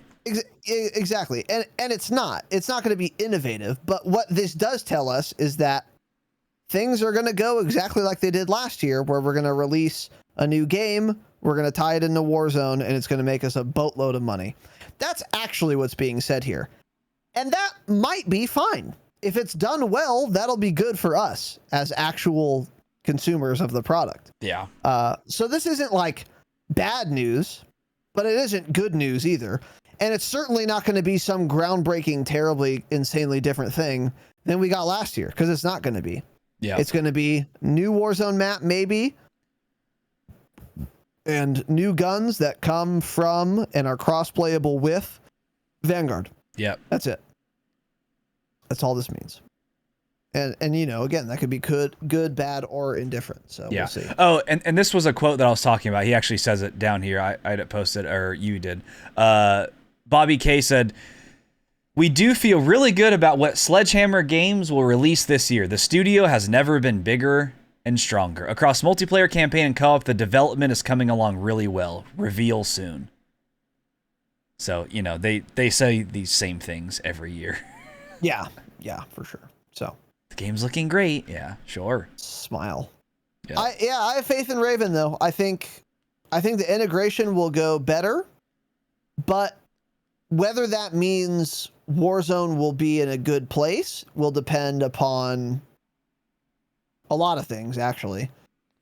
How's the cheater situation is number one, obviously. How are the plans that are being implemented? Because you can be a great...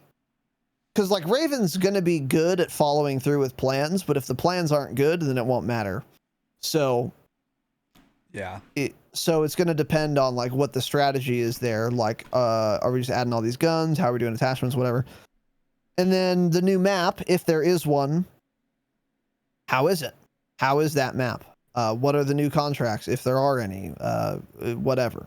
New buy station editions. So we'll see how it goes, but it's totally up in the air right now. Yep.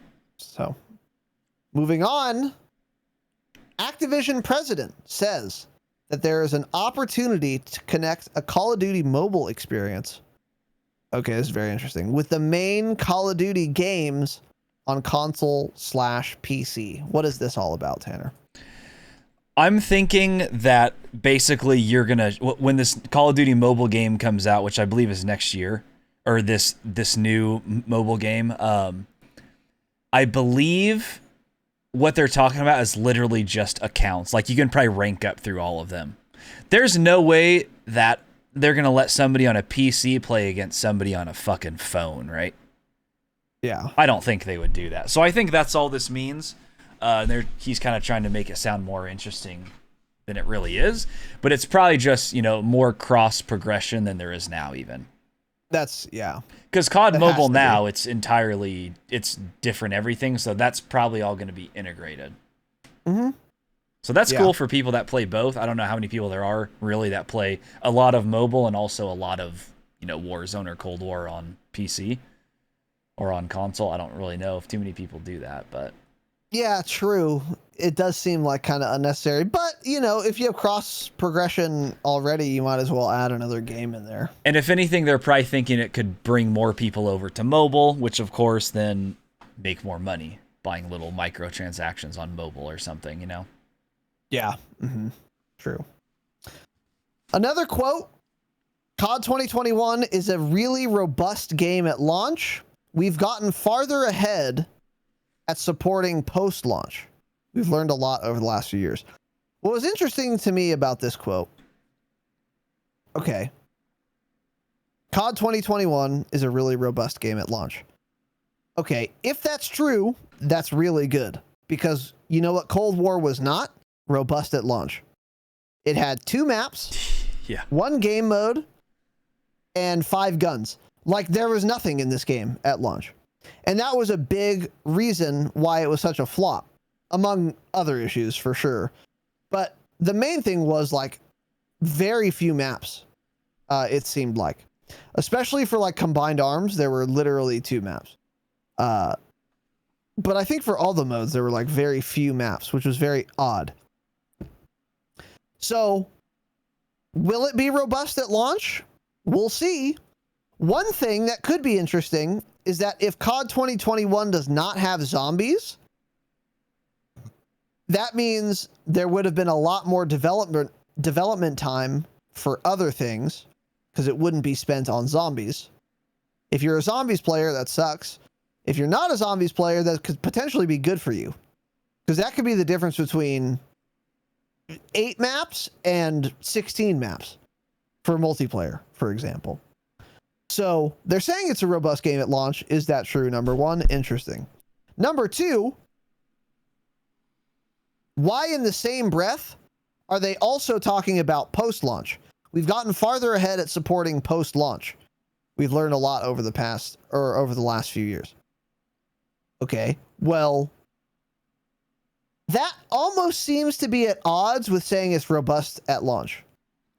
It almost sounds like you're saying we're gonna release barely a game. I mean, barely a game that we're releasing right now. You can call it a game, but barely, because there's nothing there. But don't worry, because we've gotten really good at post-launch support. Hey, I don't want to play Cold War in 2024. I don't care about post-launch support. I'm playing the latest COD always, or I'm not playing COD. I don't want your post-launch support. It doesn't matter to me. Now, I know there are people who do play older CODs. I think MW. I don't think you're talking about older CODs. You're talking about post-launch. So more content coming for the next game after it comes out. Yeah, I guess that could be. Not saying like after its life cycle. He's not saying that. You could be right, but even in that case, I think the point still stands. People signed off on Cold War far before it got an acceptable number of maps, for example. Like, they are doing really well to support Cold War post-launch, actually, within its life cycle, like right now. They've added a fuck ton of maps. They've added weapons. They've done a lot of bug fixes. They've cleaned up areas of maps that were toxic. They've done a lot, actually, for Cold War post-launch. But it doesn't matter, because it wasn't robust at launch. Will COD 2021 actually be robust at launch? And if so, why, in the same breath, talk about how much you're going to support post-launch? I might be reading too much into this, but it does seem a little odd to me. However, if we accept them at face value, then it's going to both be robust at launch and very well supported throughout its life cycle post-launch with a bunch of new updates, new content, new maps, etc. That would be ideal. We'll see. What are your thoughts? Well, I think the second part, I think that's just typical just BS that they always say, oh, we're gotten further ahead with post-launch content. Cool. We had a ton of post-launch content with Warzone, a lot with Modern Warfare, a lot with Cold War. Your statement means nothing to me. It is that we will get plenty of post-launch content. I know that. Cool. But the thing I do find interesting is that he specifically says a really robust game at launch. Now, to me, he is exactly saying that, hey, I know Cold War didn't release with a lot, right? So believe me, this one is robust. Now, what does robust mean? If that's robust compared to Cold War, maybe? Because what did Cold War actually launch with? Was it 6 maps? It was 6 or 8 maps. No, it really wasn't. There were not many maps. Are you talking about just 6s? I think total the entire game had less than 10 on launch. I'll look it up. But yeah, not enough. I can tell you that for sure. Not enough at all. Yeah. So I do think this actually means that there will be more coming on launch than Cold War had, which, I mean, shouldn't be surprising. Every game should have a lot more on launch than Cold War did. So I think that's kind of what he's hinting at. Dude, 8. You're right. Yeah. It was just 8. And I think 6 of those were 6s. Yes. You're right. You're right. Because Armada was only... Or was Armada Strike right away? I don't think it was. I don't remember. Either 8 is also not enough, but 6 is insane. So, yeah. Yeah. But anyway. Yeah, you're right. Cool. It's crazy. That's about it, though, that I have for that. Yeah, we'll see. I don't know. But it is funny. You're absolutely right. When they say COD 2021 is a robust game at launch, they are literally saying, they are figuratively saying, look, guys, I know. Cold War, no content at launch. Yeah. I get it. I get it. That's what got the game so old to me so quickly, actually, is because the 6's maps were pretty good, but there weren't enough of them. And I preferred Combined Arms, even though 6's is like fine. And then in Combined Arms, there were only 2 maps. Yeah. And that got old insanely quickly. You can't make people play just 2 maps. That's crazy. It's just fucking crazy. And it just got the game so old for me. Even if the perks and like guns and weapon balance was all great, which it wasn't, then it still would be untenable. You can give me the best Call of Duty of all time. If you only let me play on 2 maps, I'm going to get sick of it really fast. Unless it's like 2 all-star maps. Like Fire Range and Slums, I could probably just play that forever. But even then, I'd want to some variety. I don't know. Yeah. Anyway, hopefully whatever. We'll see. This is a kind of a lot of the same shit. Caustic says, Costich, Bobby, or no. Well, it is Bobby also. Whatever. Warzone's most significant updates are coming this fall. Studios have come together in amazing ways. Okay. Quote. Studios have together in amazing ways and incredible work for the franchise. Did I have a stroke or does that not make sense? They probably meant to say studios have come together? Come together in amazing ways and incredible. Well, either way, it doesn't make any sense. That doesn't make sense either, yeah. That's Charlie Intel's writing. That's not, yeah. Keshav, you hired writers, use them. Stop tweeting. Stop writing words from your account. You're a talented man. I get it. You got a giant brand, way bigger than we will ever be. But stop writing. Stop it. You've hired people. You have enough money to hire people. Use them. Don't write tweets. I don't know what this is. Unless it's Liam. This is not the first don't occurrence. let Liam write your tweets either. Well, yeah, good old Liam. Okay, yeah, I don't know. This Warzone's most significant updates are coming this fall. Okay. Tanks and planes, baby. Yeah, we've already talked about this. So cool, man. This next tweet is very interesting. Activision president on competition. We believe competition is good for the industry. True. You're seething when you say that. That's like the meme of the guy who's fucking malding and then he has the mask on where he's smiling. Yep. That's fucking Bobby right here. I know. He's just fucking seething. He's blood red mad, but he's like, oh, competition is great. Through clenched teeth. Making sure we provide the most fun, innovative and incredible experiences for our community. God damn it, Keshav. Breadth of content in Q4 makes him confident in their position over competition. Okay, I'm going to try and translate this for you boys. Okay? Bobby is trying to make sure that they provide Activision the most fun, innovative, and incredible experience for the community, being us, the dumb consumers. And they think competition is good for the industry. That's what they said. That is true. They probably do think that. They are capitalists after all, as we know. But they're not happy about having competition, and they would monopolize if they could. Breadth of content in Q4, however, is what they think will set them apart from the competition and will earn them a lot of money. I think they probably believe this. And what they're saying is, yeah, look, we see Battlefield. We know they're there. However, the vast array of content that we have coming out will earn us substantial revenue, and Battlefield is not going to too dramatically cut into our bottom line because we are casting such a wide net with Warzone and multiplayer and campaign, and therefore I think we're going to be fine, says Bobby. I agree with this. They are going to make a fuck ton of money. I can guarantee you that. Mm-hmm. As sure as the sun will rise tomorrow, they will make a fuck ton of money in Q4. Trust, definitely. But this doesn't really say much to the caliber of their content. And also, by the way, if we're talking about Battlefield, they're going to have more content than Battlefield will. Battlefield's going to have multiplayer. And do they have campaigns? Is there a Battlefield campaign?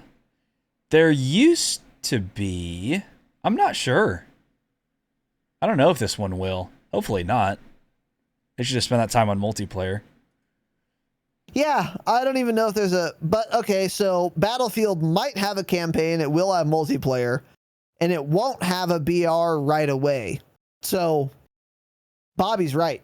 They're going to have way more content that Battlefield, their principal competitor, I would imagine, just can't compete with. They're not even in the space right now. Yeah, exactly. So that's not surprising.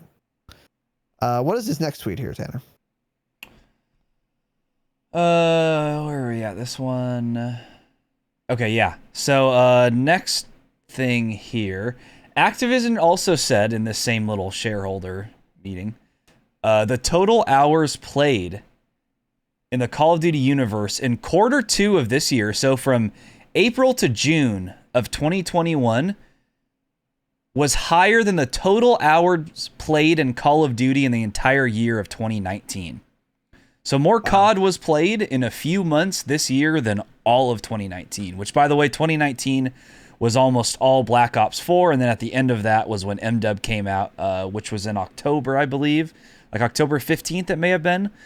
So those last 2 months, MW 2019 came out, with the rest of that was BO4. So that kind of goes to show you, one, how popular, obviously, COD has been this year because of Warzone, and also how hated BO4 was. A lot of people did not like that game. So that is crazy, actually, that in a few months it was played more than all of 2019.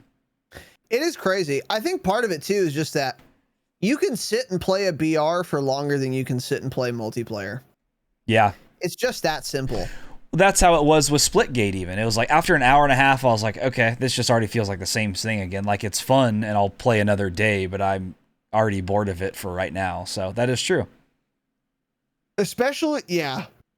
Like if you're on Warzone, dude, and you're having a hot streak, even pretty recently, by the way, when I think it was when Season 4 came out? We played on stream for like 5 hours. When we got the new map you're talking about?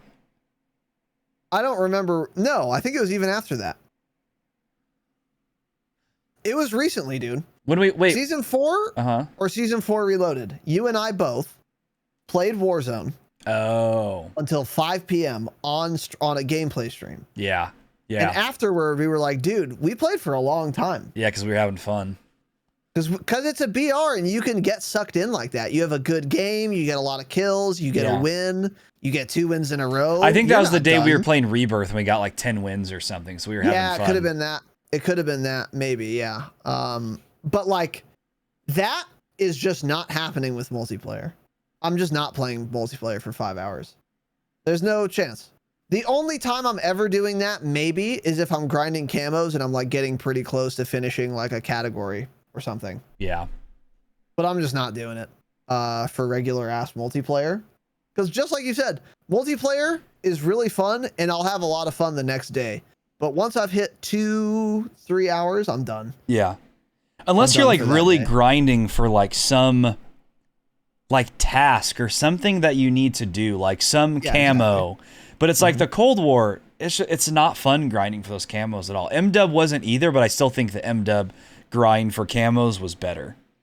The camo grind was better. So it's like things like that, because I would get on MW 2019 and be like, okay, I'm going to get this gun gold today. It's like, okay, I'm almost done. I need this many more guns for Damascus. Let's try to do these today. So that would keep me playing longer too. But yeah, in general, if like multiplayer games like that, it's just there's not much to stay around on. It's like even we've been playing a lot of Tarkov lately, as you guys have heard. And it's like, what keeps us going are those tasks. They're dog shit specific, annoying tasks, but they take a long time to complete, and it keeps you coming back to try to complete those. And like that's what you need. And like a BR has that in the sense that like, okay, I'm gonna play this long match out, get a bunch of kills, win the game, and it's like a whole experience. It's different than just running around shooting kids. Yeah, 100%. 100%. So it's no surprise, therefore, that in 3 months it got more fucking playtime than 12 months without a significant BR. What is interesting about that, though, actually kind of pushes back on my theory. There was Blackout in 2019, which was a BR. But I guess it just wasn't as popular. Well, clearly it wasn't as popular as Warzone because it wasn't crossplay or free to play. And the content creation fucking... I don't know if like YouTubers... part of it's COVID too, actually. What are we saying? Oh, yeah. Yeah. Well, wait. Q2 2021? It's not even that.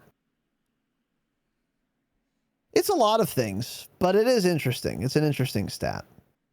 I don't know. I don't have much more to say on it. That's true. Jack said Fortnite took a lot of BO4 blackout hype. That is true. True. I feel like that wasn't even 2019 though. I feel like Fortnite was at its peak in like 2018, wasn't it? Because I played a lot of Fortnite, and I played that with Ben. So when were we playing that? Cringe. That was 2018, yeah. So it was probably still popular in 2019, but I think Prime was the year prior. Yeah, Blackout would have been very popular if it was crossplay, obviously. That would have been great. As BO4 in general would have been a lot more popular if it were crossplay. Yep. Yeah, the more I play fucking MW and Cold War, I'm like, man, BO4 is pretty fucking good. Yeah. BO4 is pretty fun. Arrays kind of is starting to convince me. Yeah. Shout out to Arrays, who said BO4 is the best Call of Duty ever fucking made. But yeah. That's aggressive. But well, he's 13. It's his first COD, right? that is, of course, true. But if there were no operators and the Thresher got nerfed, BO4 would have been insanely good. It would have been a super fun COD. Like, it was a really good time good to kill and everything. Yeah. Yep. It did. Yeah. And the guns Took some felt aim. good. Yeah. The guns felt really good. It was. Yeah. Let's move on. Yeah. What's this next tweet, Tanner? This happened right before we went live, actually. Charlie Intel tweeted out, one of the Warzone cheat provider websites called CrazyAim has been taken down today. Their Discord server was also shut down. So that's probably Activision's doing. They've done it before with other cheat providers. Cool. Never heard of this website, though. Unless it said engine owning, which I would actually be excited for. This I'm not. Also, the way these things work, the cheats exist. The cheats aren't just gone. It's just their website's gone. Within literally days, they'll be up again under a new website, GitHub. New company name. And you can't shut things like that down on the internet. You really just can't. They'll figure out a way around it. So I doubt it changed anything, but it's cool to see that Activision is obviously going after these people more because of everything that's going on right now. So, hey, take down engine owning and I'll be impressed, Activision. Yeah, I wish I understood. And again, I really want to start cheating so that I understand how it works. Yeah. Because I don't know how, because like you said, I don't know how effective this is. So okay, cheating software can work a number of ways. If it's like a video game, so for example, if I buy Tarkov and then like, it's not the best example. Let me think. Okay. If I buy DaVinci Resolve version 16 and then DaVinci gets sued and shut down, I still have the fucking program and I can still render videos with it in perpetuity forever because I have the program. Now, do cheats work that way? So was I able to go to CrazyAim.com, cringe, and audibly shake, and then download the software and now I just have it? Because then, if you shut down the server, cool, but there's still a fuck ton of people who have the cheat. Or is it like a subscription-based model where the program like requires updates every 2 days or it doesn't work? Or you are required to pay them every month or the program can't run? Yeah. I don't that's know. Interesting. I don't know either, because I need to start cheating. I kind of figure it's like once it's downloaded on your computer, it would work. But you know what? It's probably, if they're not updating it constantly, then that's when you start getting banned and stuff.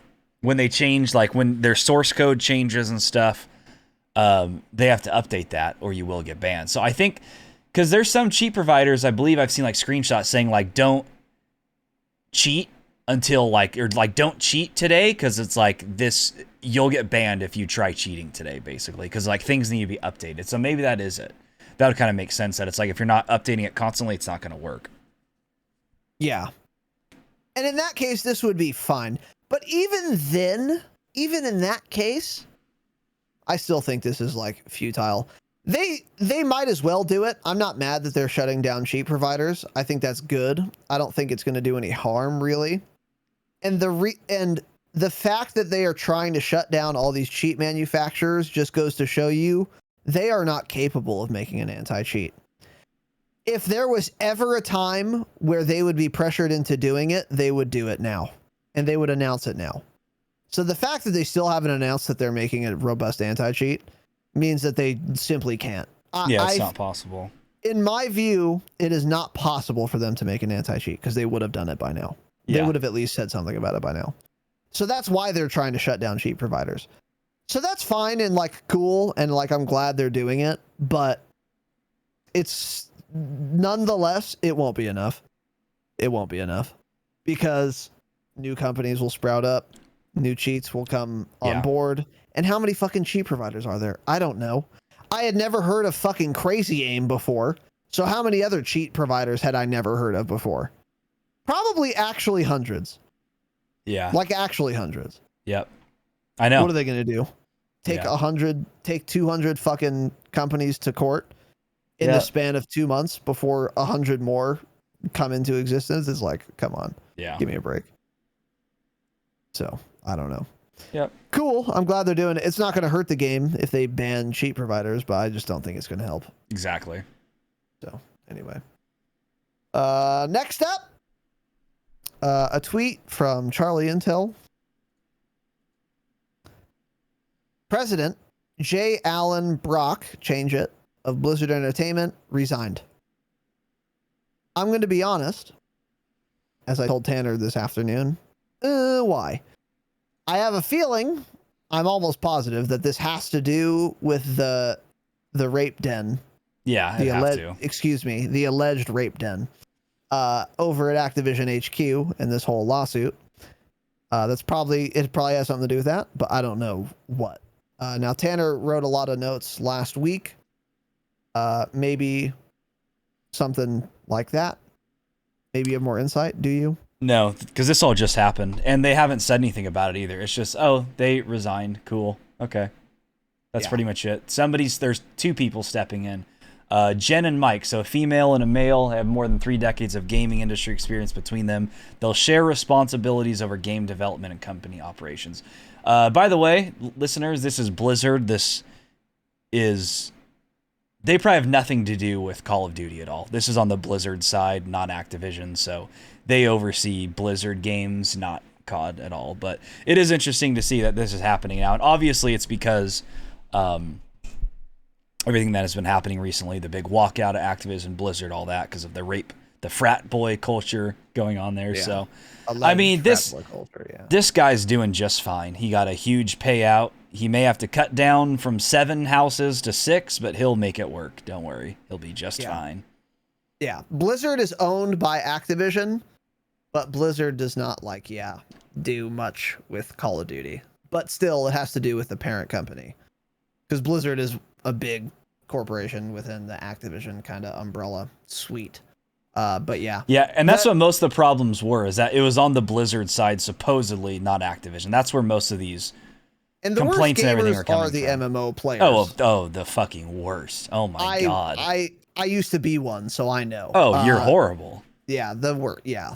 So if you think FPS players are toxic, wait till you go play 3s in WoW at 2400. Yeah. It's real cancer. Real cancer. But anyways, the reason, by the way, I thought Tanner might know more is because the statement released by Blizzard says nothing about why he resigned. Yeah. It just says he stepped down and these people are coming in. Didn't say why. There isn't much context here for us to go off of, but things are being shaken up at Activision Blizzard. That's kind of the thrust of that point. Yeah. And the next point. The global head of HR also resigned. Yesterday, in fact. Nice. Cool. I again don't know much about that. I don't know much about why. I don't know if they were responsible, if they had some culpability, if they have perceived culpability, so they're facing too much backlash and they're over the stress, so they're just leaving. or if they were pressured out by Blizzard themselves. Don't know. I have no idea. But the thrust of all of this is to say that things are going pretty bananas over at Blizzard HQ. Don't do mean things to employees, allegedly, and then things like this won't happen to you. They also released a statement, Activision Blizzard, commitment to a safe working environment. Sure. And they said, among many things they said in their little press release, we've been taking the following immediate actions. And here is a list of 5 things, which I found interesting. Now, I'm not going to read all of these. However, number 5 is interesting. Quote, we have heard the input from employee and player communities that some of our in-game content is inappropriate. We will be actively reviewing that content and removing it as appropriate. Now, let me venture to guess what this means and what it doesn't mean. What this does mean is that maybe there are, I don't know, too many men as protagonists in a 1980s Cold War special ops team video game. Huh. Which is interesting. Now, a brief history lesson for those of you who live on Twitter, maybe. None of you listen to this podcast, so this isn't for anyone listening, but in the 1980s, in a fucking Black Ops CIA JSOC fucking task force who were overthrowing democratically elected leaders in South America, guess how many women were on those teams? Of all of them that ever existed, probably exactly 0. Yeah. Probably. Now, that doesn't make me a misogynist. Okay. And I don't know. Maybe there's some classified intel where there were some young women doing fucking wet work in Vietnam and Venezuela. Maybe. Probably not, though. Probably not. But maybe. And that's probably what this means. There aren't enough women in this covert group of actual assassins who are committing war crimes. We need more inclusion, more inclusivity. We need more female representation for people who commit war crimes in South America in the name of capitalism and democracy. Wow. Okay, I guess if that's the type of representation you want, you should align your, I don't know, values maybe. I'm not sure you want I'm not sure you want to be associated with that, but maybe you do. So that's probably what that means. Here's what it probably doesn't mean, by the way. We make video games about killing other human beings with guns. Yep. And dropping white phosphorus on them.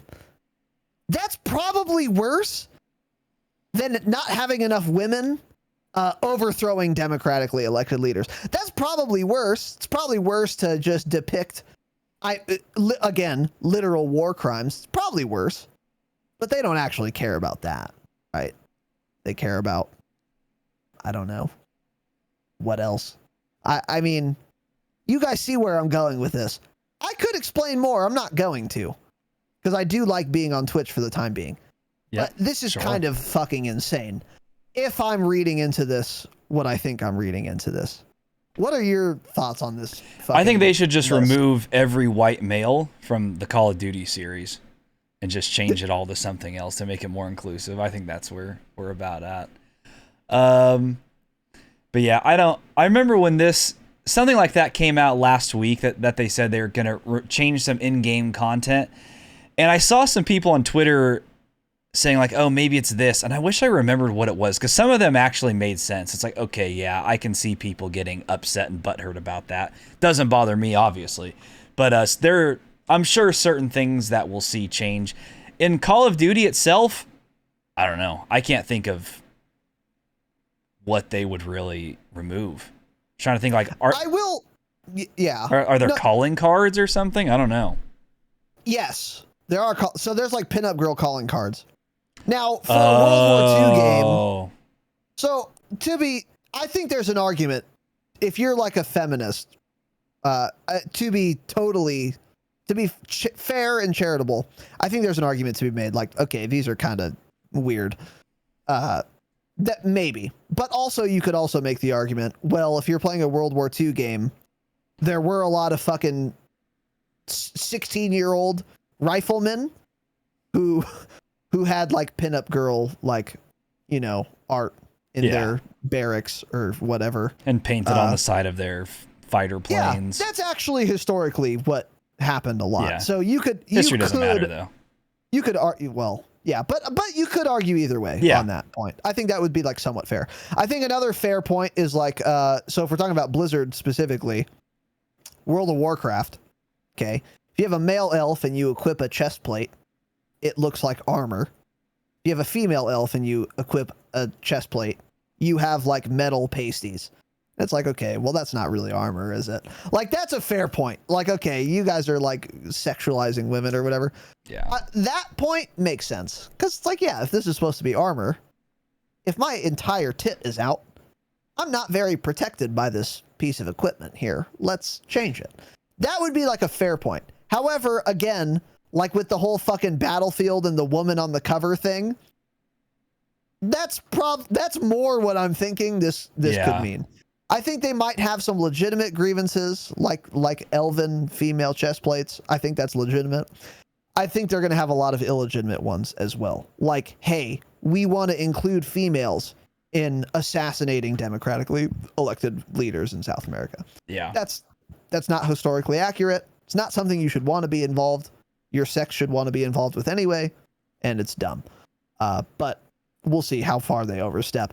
Nonetheless, I think it's very funny. And we'll see where that goes. But hey, guess what? Guess what's even worse than not including women in your fictitious SEAL teams committing war crimes? What? Harassing them in real life and making them and driving them to suicide, allegedly. Now, if they did that, which remains to be seen from the what's it called?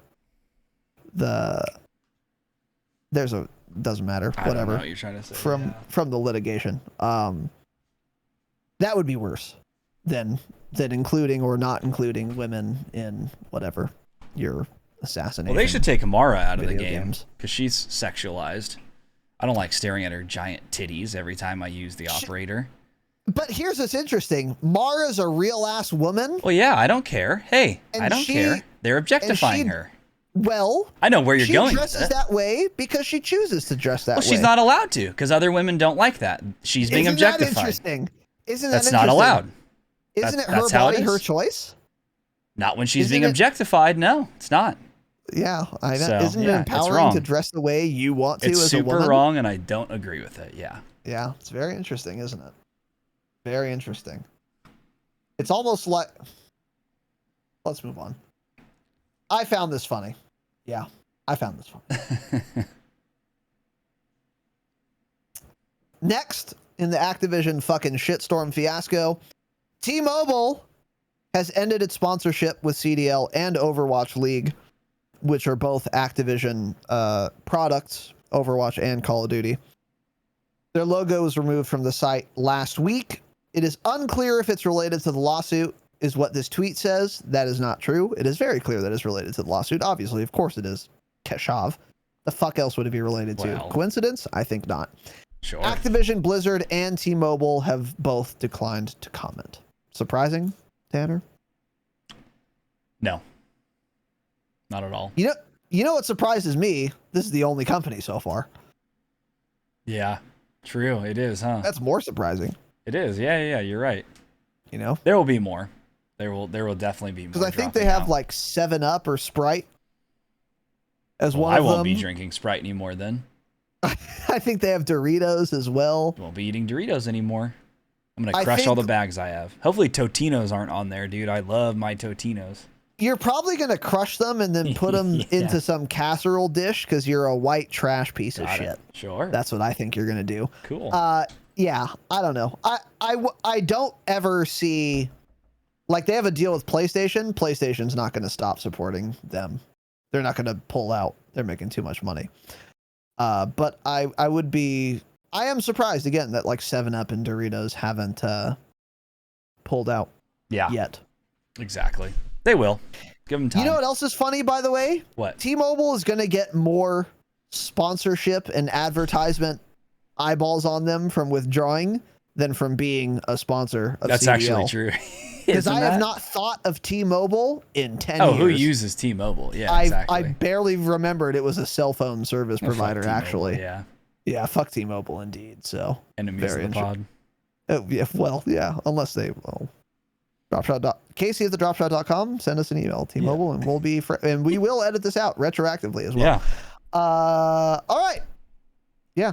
Other than that, that's about it. Yeah. Fucking crazy at Activision. The biggest item today, I think, was again related to COD 2021. Nothing super revelatory yet. They said, a lot of things that we kind of already knew. That it's going to be called Vanguard. We already knew that. That Sledgehammer's designing it. We already knew that. That current next-gen consoles are going to be involved, or that's what it's going to be released for. We already knew that. That it's going to integrate with Warzone. We already knew that. So there were a lot of things that were packaged as kind of new and innovative. They loved that word today to us this week. But none of it's new, innovative, or surprising. They're going to release a new game this year, and they're going to integrate it with Warzone. We kind of knew all of this already. But now we're getting confirmation, and we do have some solid dates for Season 5, August 12th. And then, hopefully, and in all likelihood, a reveal for the next game this month as well, which I am very excited for. Yeah. Can't wait to get that. Can't wait to cover that. Excited. And that's the biggest thing I'm hoping for and looking forward to as well. So, other than that, that is it. Tanner, anything else? I think we're good. All fucking right. All right. Oh, God. That's it. Boys and girls, the people demand it, dude. The people demand it. Fuck the people. Well, this isn't a democracy. Maybe I should just whisper it only from now on. All right. That's it. Boys and girls, episode 155 in the books. Reminder, the tournament is coming up soon. The signups close even sooner. Join the fucking Discord and sign up if you want to. Spots are closing fast. We had at least one team sign up during this recording, and there aren't many slots, so figure it the fuck out. Quickly, there's an entire category in the Discord. It has the rules, the sign-up sheet. It's got general chat, and it's got looking for squad, complete with a template for you to fill out for your convenience. Also, what was I going to say? I don't know. I don't know either. How did I forget what I was going to say? Doesn't matter. Whatever. Because those crickets are blabbing in your ear. You can't think. Are they? Yeah. Go kill them all. Fuck the crickets. Yeah, they're banging it out right now. The Dropshot.com, you can find all our links there. We've had a bunch of new YouTube videos released in the past couple days. Check those out. And TikTok, again, we're uploading daily. Isn't that right, Tanner? Yeah. Daily at the Dropshot Pod. I think we just got more today, or they're uploading. We're going to get them tomorrow or something. Yeah. A lot of banger talks. But again, the tournament's coming up soon. Sign up. Spots are limited. $500 prize pool. It's going to be a lot of fun. It's going to be a whole fucking production. And we are very much looking forward to it. Now, if you wanted to, again, follow us, connect with us, thedropshot.com. If you want to support the show, patreon.com/thedropshot. You can also find that link on our website. We do 5 bonus episodes a month for as little as $5 a month. You can see the website for details, patreon.com/dropshot, all one word. We do weekly hangouts. We do tournaments like we're going to do. and much more. So check that out. It's the best way for you to support the show because you get all that bonus content. And we get the most bang for your buck that way. So if you have any money that you would like to completely fucking piss into the wind on this dog shit program, do it there first. And then after that, you're going to want to, if you want to spend even more, if you want to waste even more money than on Patreon, go to your Cash App, $RAZINON. Donations there will support the show. And we very much, of course, appreciate that. And upgrade, yeah. All right, that's it. Thank you all for watching. Boys and girls, thank you for listening. Next week, I suspect, is going to be an exciting episode. Saturday, we've got an exciting episode planned as well. Trust me. Super exciting. Super planned. Do we? Have an excellent evening, of course. I'm editing that question out. And as always, remember, stay humble. Stay humble.